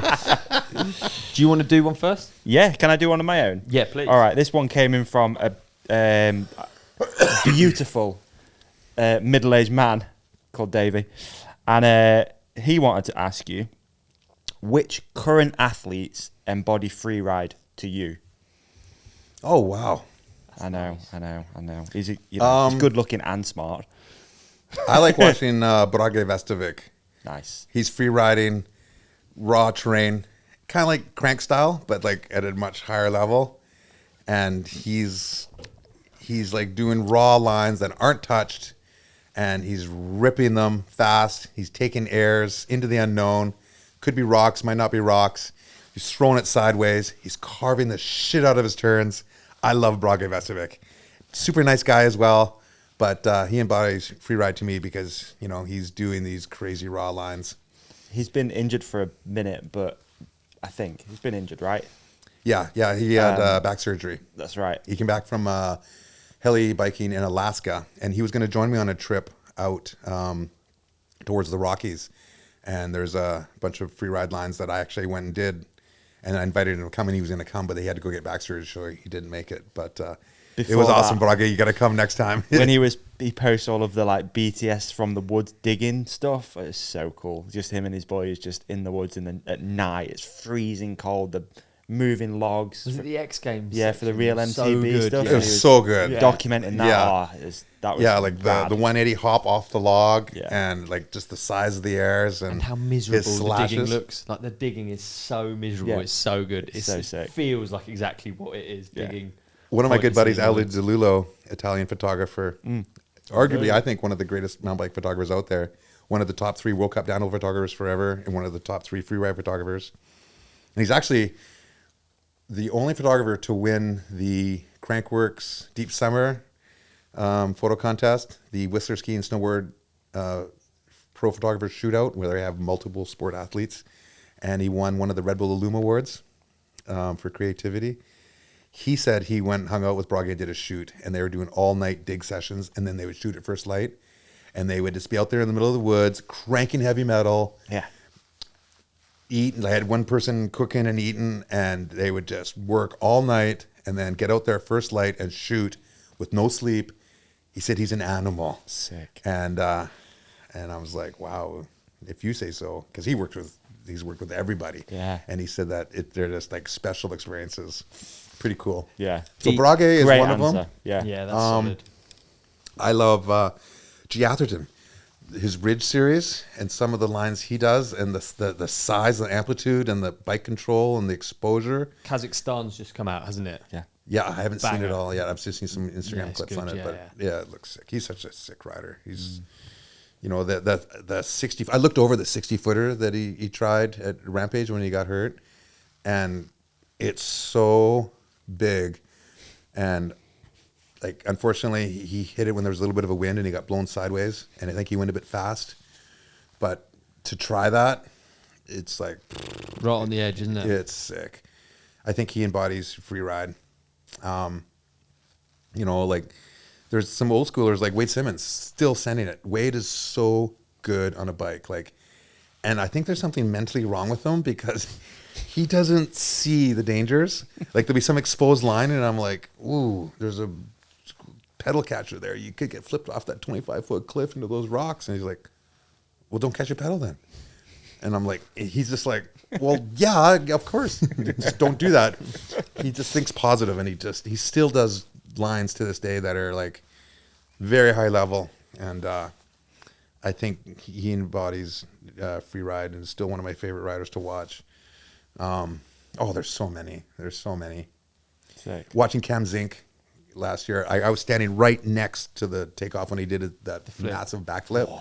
I was literally like from me to you as he went by, and I filmed it with my phone. Just Takeoff like fell apart, didn't it? yeah, On that pull. yeah. Oh my. And he had robbed a bunch of his speed on the jump before it on his first run, and he got it on his second run. To see Cam still going for it and winning at his experienced, stage in his career. I'm not going to say old, I'm going to say experienced. Sounds more positive. Was like absolutely amazing to see, you know. I really liked guys like James Dorfling. Remember James Dorfling? Yeah. He was in Rampage a number of times, and he did a bunch of wicked shreddits, and he was doing 40-foot drops and running super steep, raw, exposed lines. And his carving ability and his brake control, he's just one of my favorite riders. He's not so much in the media anymore. I think he's building trails for a living now, and he's got a young baby, and he's married now. But I always loved James Dorfling because he's just an animal. And there's so many good riders. Like, you know, It's alive and well. yeah, it's amazing to see the level, you know, of riders, and like the women, watching the women at Rampage and different edits that they do, like Cammy O'Gara sending that, I don't know how big it was, that massive drop, and then Chelsea Kimball going and stomping it in her run, where I think she would have won if she hadn't had that little crash in the middle. The judges said that she probably would have won with that line. Watching girls like that is inspiring. There's so many good free riders out there, and racers, and just the riding now is just so advanced and so amazing. It's just next level. Watching Jackson Goldstone on a bike, like just dance and play with the bike, and just You'll have seen him come up as well, being around Whistler a lot, right? yeah, You see yeah, just- like From the Strider. yeah, totally. Like, we all saw that video as a strider, and Yeah. I've watched him come through the different levels of racing, and it's interesting because I've been announcing the BC Cup and the Canada Cup downhill circuit for so long, doing the live announcing. I've seen, you know, Stevie Smith is a young guy go through the levels. You know, I've seen Magnus Manson and guys like that, and guys like Finn Isles and Jackson. They all start at U15, U17, and then go through sport and then into expert and then racing pro. And I've actually been secretly training all these kids that I've seen over the decades to be comfortable on the mic, because everyone on the BC Cup who wins the category gets an interview, and they don't want to be on the mic, and they're talking in front of everyone. They're kind of nervous, and I hit them a couple questions. How was your run? How was your day? Tell us about experience. Then I was finished. Do you have any shout outs or thank yous you'd like to make? Which kind of, signifies it's the end of the interview, and then they have a chance to thank their sponsors or thank the parents or thank whoever loaned them a wheel or whatever might have happened, and they get some mic time. So by the time they get to the World Cup and they're on the mic with whoever, they've had experience on the mic. Yeah, so I've been cool. secretly training them, all these young Canadian downhillers throughout the years. Jackson, from the outside, it seemed unclear actually what he was going to do, because He could have done anything. Yeah, exactly. Yeah. Yeah, he's like, forget that he's literally a double flip guy. He's like a fucking, he can do everything. I remember years ago having him and his dad on the podcast, and at that point he'd not actually chosen what was going to happen. Yeah. That was so sick. You're like, what are you up to? Are you going to go free ride? Are you going to race? And they were like, I don't really know. You used to turn His up to dad- Rampage every year, huh? He used to what? Turn up to Rampage every year. I Yeah. always remember seeing him and his dad each year. Yeah. Like, Really, yeah. Jackson's just a bit taller. Wow. Yeah. His dad actually did a very good turn for myself and my daughter, in that when I was doing construction and I was like making $20 an hour and I was barely making ends meet, I wanted to get my daughter a bicycle, and we were like hard up for money. We were poor. And I had gotten our little Strider bike, and then Jackson had outgrown this little white hardtail, and his dad just gave it to us. And I couldn't afford a bike really, because I was trying to just pay rent and buy food. And he gave us this bike, and I'm like, how much do you want for it? He goes, just take it. And I'm like, really? And he's like, yes. And I'm like, thank you. Like, that was amazing. And my daughter, rode that bike. And then eventually I started getting back into the scene. And then little Shredder gave my daughter a little full suspension, little pink bike. And she would go to the BC Bike Race Kids races, and she'd beat all the boys. And they'd all be crying because they got beat by this girl. But little did they know that she's been riding since she was like 2 on the North Shore in the rain at night. She didn't even know how good she was. And then, so when she outgrew that bike, I gifted it to this mom who had a young son, and her husband had gotten cancer and died very, very last minute. And he was the editor of Trans World Snowboard magazine. And I gifted that full suspension to that young boy, and just said, take it, and try to give that forward. Yeah. Rad. But the Goldstones really, really looked out for us and gave us that bike way back when, and it meant a lot to us. Shout out the Goldstone. That's Shout out amazing, Papa mate. Goldstone. Really nice. Yeah. Got a question from Norfolk and Proper. What's the gnarliest thing you've ever witnessed in Freeride MTB? This is a good question. That's a that. good question, and there's a lot of things you've witnessed, so I'm stoked to hear what you think. Oh man. Well, A lot of eras to go through. Of Yeah, information. you get in the brains like. so much. I saw Wade do this 70-foot gap way back when, probably like 2001, before he had done the Marizoki truck gap, and it was a 70-footer and it was windy, and there's all these pro riders there and no one wanted to hit it, and all of a sudden Wade didn't even say I'm going. He just dropped in and hit the 70-footer, greased it. That was wild. I was there when Bender did the jaw drop, or tried to do the jaw drop for the first time. I lent him my forks, like I said earlier. Yeah. Yeah. And I stayed up all night with him last night hanging out, and he sent it, and I said it's too flat, and Derek Westerland was like, he's doing things you don't know about, Tippie. He's doing 1,000 push-ups today. He's got this. And he almost did. He landed on the bike, but then he just kind of turned the bar at the left and high-sided, and he got flipped off into the trees, and he hit his head on a tree that grew up and out of the ground, and then did a 90-degree elbow and went up, and he hit his head right at the elbow, destroyed his helmet, motocross helmet, and I had to hold his head still in case he had spinal damage, and he was knocked out, so we didn't know what was wrong with him.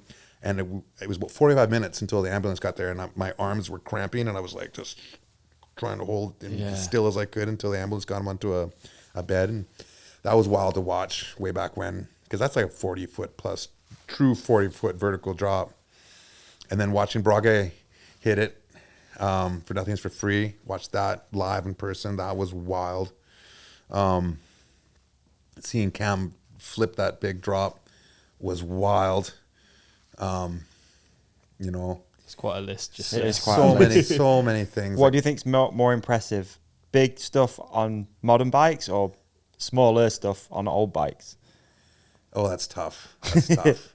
Because the size is just, you can't deny the size now. Yeah.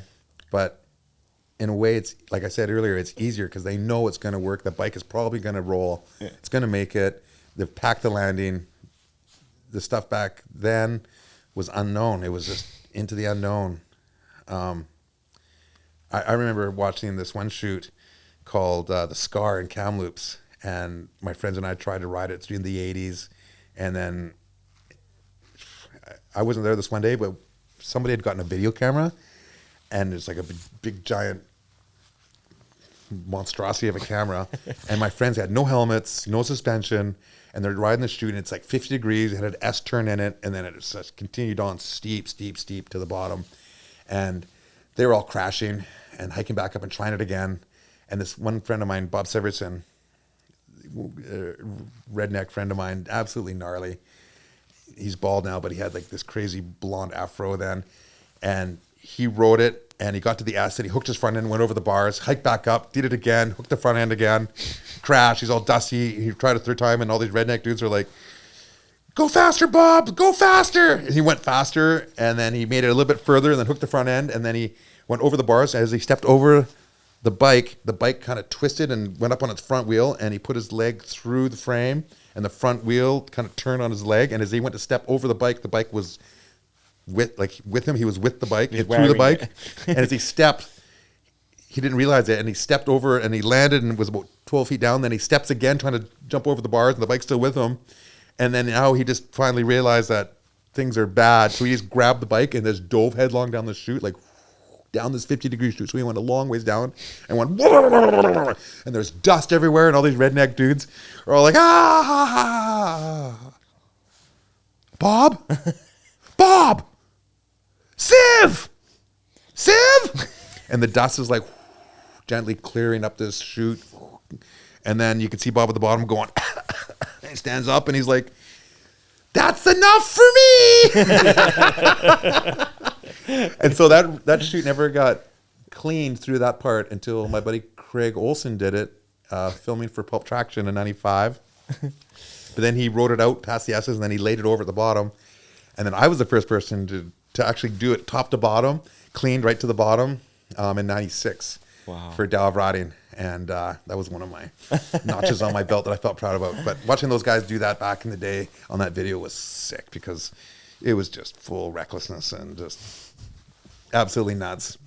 Yeah, I've seen a lot of gnarly things, and yeah, I don't know, man. I've seen some things at Rampage, and seeing Romanek do that transfer over the valley, and then watching, I think it was Dorflin snapped his 888s. Then he came back and did it the next year on SR Sun Tour Ruxes, and then he stomped it.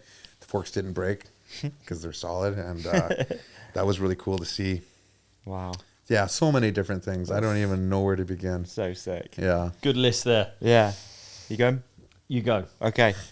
George Corley wants to ask, give us your opinion on EBs.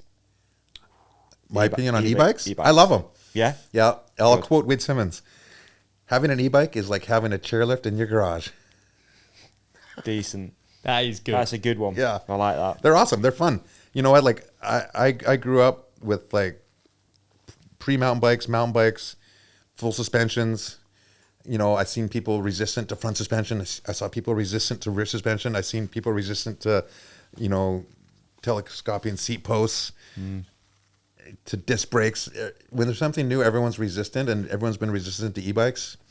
Not everyone, but a lot of people. And then now they're becoming more acceptable. And I'm down with it. Like we use trucks to shuttle with downhill bikes. An e-bike, you don't need a vehicle. There's no gas being used. You just e-bike up and ride down. And they're so capable. Like my YT Decoy is my favorite bike. It's so good in technical descending, and every e-bike climbs well. And climbing's fun, and you can do gnarlier climbs than you've ever done. It's fun. Yeah. I don't know how you could not like them. Like, I think most people that don't like e-bikes are people who haven't tried them. I think you're probably right. Once you try them, you're like... Mate, I'm all in. I'm like... Right. Oh, yeah. And the I'm people so are like, e-bikey these days. Yeah. I am all in. Totally, yeah. Push the coins in. Yeah. Yeah. I'm down with e-bikes. I'm into it. I love my decoy, like I said, my YT decoy, and I've just been on the new YT decoy SN, Okay. which is like I don't even know, 5-6 pounds lighter. Okay. And it's got a smaller engine, so instead of 85 newtons, it's only 60 newtons, but it's more flickable.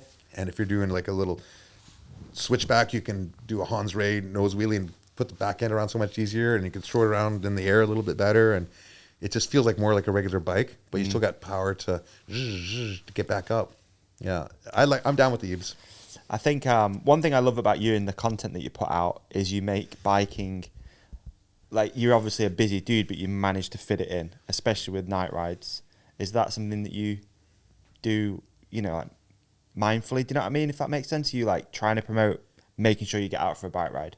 Yeah, I try and get out for a ride every day, and I'm busy, and I got kids, and when you've got kids, that's a priority. If they have, they have to get to school, they have to do this, they have after school programs. My oldest daughter takes jiu-jitsu, and my other daughter, Alex, is an artist, so she goes to different things, and I don't always have time for a day ride. And so when they go to bed, I'm like, I'm going for a night ride, and I get a shred in. Because sometimes, if I go for a ride in the day, sometimes I'll feel guilty because I could have been doing this or I should have been doing that, and I'm blowing it off to do this personal ride for myself and my fun, and also my sponsors and stuff if I get some exposure, if I happen to on a ride. But night rides for me are full guilt-free because there's nothing I should be doing at that time. Kids are in bed, everyone's fed, all the emails are done, I've done everything in my responsibility checklist of things to do. And if I go for a night ride, that's a bonus. And I enjoy it completely. Plus the trails are totally empty. True. And it's kind of an adventure. And I use these Night Rider lights that are so bright and so good. And I like these lights specifically because they have a long distance beam and a wide flood at the same time. So you've got the long distance beam for hauling ass, but the flood helps your peripheral vision. If you're on a skinny or a log, it just helps your peripheral vision to see what's here as well as there. And they're originally designed for night surfing. Really? Yeah. Okay. And Never thought of night surfing. That sounds Right. terrifying. The ocean's Yeah. scary as it is, Yeah. especially Right? Swim, dark. so. yeah, it's kind of crazy. But they're waterproof, and so it can be rainy, and they're going to work. Yeah. And so I love night riding. It's just its own beast. And I think that's relatable, especially here. It's just daylight savings just happened, so it goes dark around 4:30 Right. p.m. in the UK at the moment. yeah, So night riding that has to happen, I think, for most people. Yeah. I'm yet to go on a night ride. Are you really? Never done No it. way. Always never done a night Just ride get a in my night life. ride in. Next Oh, time wow. down. Never. That's weird, isn't it? Yeah. Jeff Galvich has a good quote: "When life hands you lumens, go night riding." It's very From good, Gully. actually. I have a ritual that me and my friends always do after we do a night ride. Is we'll finish our night ride, Yep. and I've always been into frisbee, disc. Golf. Nope, just playing catch. Good. I've actually played frisbee golf. I actually used to be tied for the course record in Whistler. No Did you way. really? We once. It's a long story. Don't Yeah, but for many years I've had a frisbee with a light on it, and it was like a single little light, and I've had it for 25 years, and I've played at night around the world with so many different people in so many different places, on a beach, in a parking lot, in a temple, or just these weird random people with crazy night people, after the bar, after an event, or just at night. And for years I've had this frisbee with a light on it. Then I started cheating on my frisbee with these ones I'd buy at Canadian Tire for $19.99, $20, and it had 4 lights on it. Okay. Then I just found a frisbee with 220 lights. No, sorry, 120 lights. 120 lights, but it cost $220 American. And so I bought this frisbee, and then it was another $60 or something. Where are for the shipping. lights? Around the edge? Around, in like a spoke pattern. Wow. Yeah, and But if some of the it's frisbee spinning, I have does have it make lights. much difference? Like, Oh is it yeah, just brighter? and so when it spins, it makes patterns. And when it's spinning, just by the patterns of the lights, it can look like a flame. It can look like a mushroom. It can look like a Captain America shield. It can be like a flame. It can be a flower. And every time you throw it, it senses it, and it makes a different pattern every time you throw it. And it's so bright. Wow. But my wife found the credit card receipt, and she went, "Did you spend $280 on a frisbee?" I'm like, "Yep." And she's like, what? And I go, it's got 120 lights. And she's like, well, you do love it. Okay. And so I thought I got ripped off. This Frisbee didn't arrive for like 4 months. And I was like, I got ripped off. And then it showed up and it had like Russian writing on the packaging. And I pulled it out and it was so bright. And so after every night ride, me and my friends play Frisbee. And then this Frisbee comes with a house rule. When you're done, you don't just end. We say call 7. And what you have to do is you got to end with 7 throws, 7 catches, and then you don't throw it again. So you don't end up with a drop. You always end up with 7 throws, 7 catches, calling 7, and then we do that. And even if we're in a hurry, we'll call 7 right away. 7 throws, 7 catches, and then we leave. Or we have a session until you get 7. Yeah, you can't leave until you get 7 throws, 7 catches. I like that. And then you don't throw it again. Then you just walk back to the truck and place it down, turn it off, turn the light off. It's a thing with I like it. with my Frisbee. Cool. It's a house rule. So good. Do you know the technical name for a Frisbee? No. A rotary airfoil. Is that right? Yeah. It's like your shoelaces are variable tension retention systems. The front of your 510 is called an impact dissipator point. A janitor is a custodial engineer. Pot washer, underwater ceramic technician. Yes, exactly. See, we're rolling. That's very good. Yeah. Thank you. Very good. My I friend like had that for a year. Well done. Golf club. Finally, I got a comeback. We're at towards the end of the episode. Yeah, it's good. It's starting to get going. Yeah. Well done.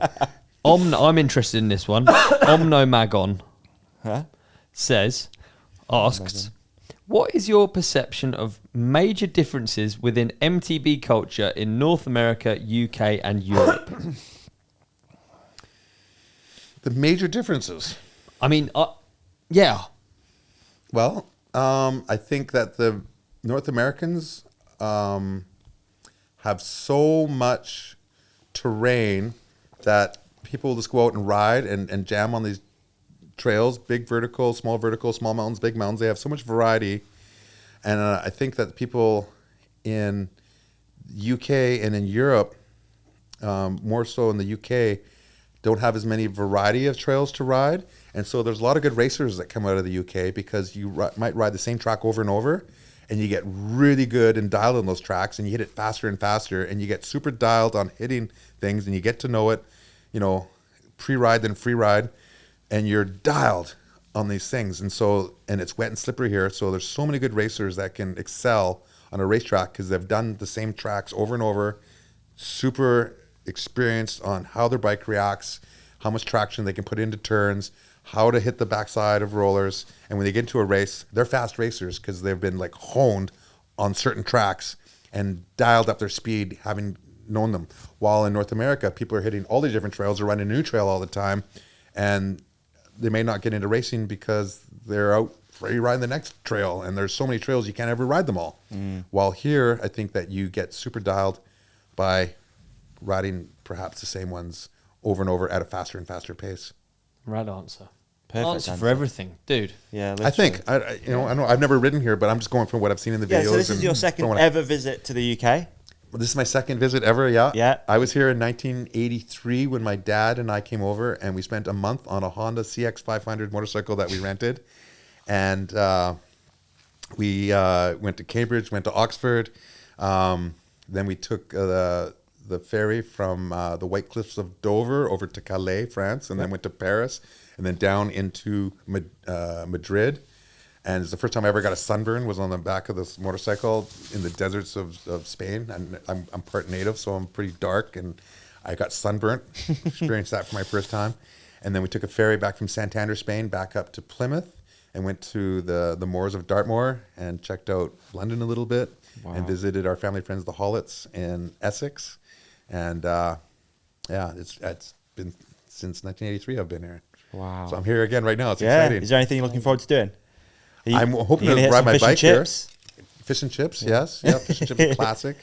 My wife has a brother and a sister here, and I'm hoping to visit them. Oh, and cool. He is a professional skateboard photographer. No and way. He shot pro motocross before. Super awesome guy. Wow. And her sister is like very cool, and her man is like a big time DJ. So I'm hoping to go out with them and check out London with everything they know.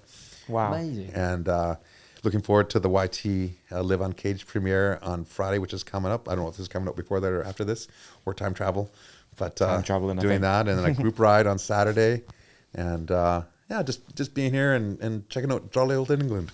Jolly old England. Last question from me. It doesn't have to be the last question, but yeah, last question. Your podcast. You were doing a podcast for a while. Just the tip. Yep.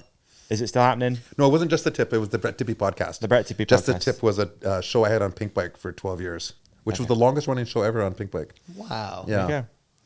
But they didn't like the name, and so they dropped it. Okay. Fair enough. So the podcast still going, or you take? No, I found the podcast very time intensive. Oh yeah. I did one every Tuesday, every Tippie Tuesday, and it was just so hard to get a guest and do the research and get it shot and relay the information to my producer to get it done. And I was missing trips. I was missing photo shoots because I was focused on getting this done every Tuesday, and it was way harder than I ever expected and way more time intensive. And I had Ride Wrap as a sponsor. Yep. But for the amount of work it was, I didn't find it valuable because I had so many other things to do and that I wanted to do and needed to do that I was just like, I can't do everything I need to do and do this at the same time. So maybe I'll get it going again in the future. But in the meantime, it's so hard. And You're on a podcast tour at the moment anyway, aren't you? Yeah, I just did the Gypsy Tales podcast. Yeah. I'm here on the Ride Companion. And so it's a couple on this trip. And yeah, it's fun. But like, as you know, it's really hard work. And it's more time than I ever thought it would be. So I'm like, I need to go shred, and I need to shoot, and I need to produce this. Well, I hope need you to do that. what do you call it? What's the word? Revamp it. Or just Revisit it? it. Revisit. That's what I was looking for. Revisit it in the future. Yeah, Good. yeah. It was good. I You're learned natural more at about this. people You're than such I a ever. natural at it. Like it. I think the world needs it. Even you don't have to be every week. Maybe that's what I should do. Is not do it every week. Do it when you can. I did 50 in 1 year, and I sat aside my contract Okay. with Ride Wrap. Yeah. And I'm just like, oh my god, that's too much. Yeah. So maybe I should just do it like maybe As 2 and a when. month instead of 4 a month. Well, like Davey says, you're a natural, and you're always welcome back on this one. Well, thank you very much. It's I'm stoked to be here. It's been fantastic. It has.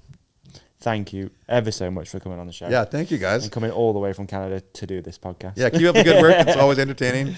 I watch them, and you guys are awesome, and I see you guys online all the time. So you guys got a good thing rolling, and keep it going, and it's been an honor being here. Thanks for Appreciate watching, you. everybody. Thank you, everyone. Big thanks. Don't forget to enter the competition at the start of the show. We're giving away a bike. Cool. Yeah. And yeah, like and subscribe. Peace and love. Ride Companion! Mate, what an episode. Brilliant. I thought you were really great, Davey. Mate, and I thought you were even better. Thanks, dude. Better Thanks, than dude. normal. Oh, cheers. Hey, how about we tell our lovely podcast community to hit subscribe here. Yeah. Click on the video on Olly's face. That's right. Click on the video on my face. Yeah. And follow us at The Ride Companion on Instagram. They can like and comment as well. Please do. I'm going to try and get this energy, and I'm going to bring it into next week. Let's fast forward to next week's episode. Done.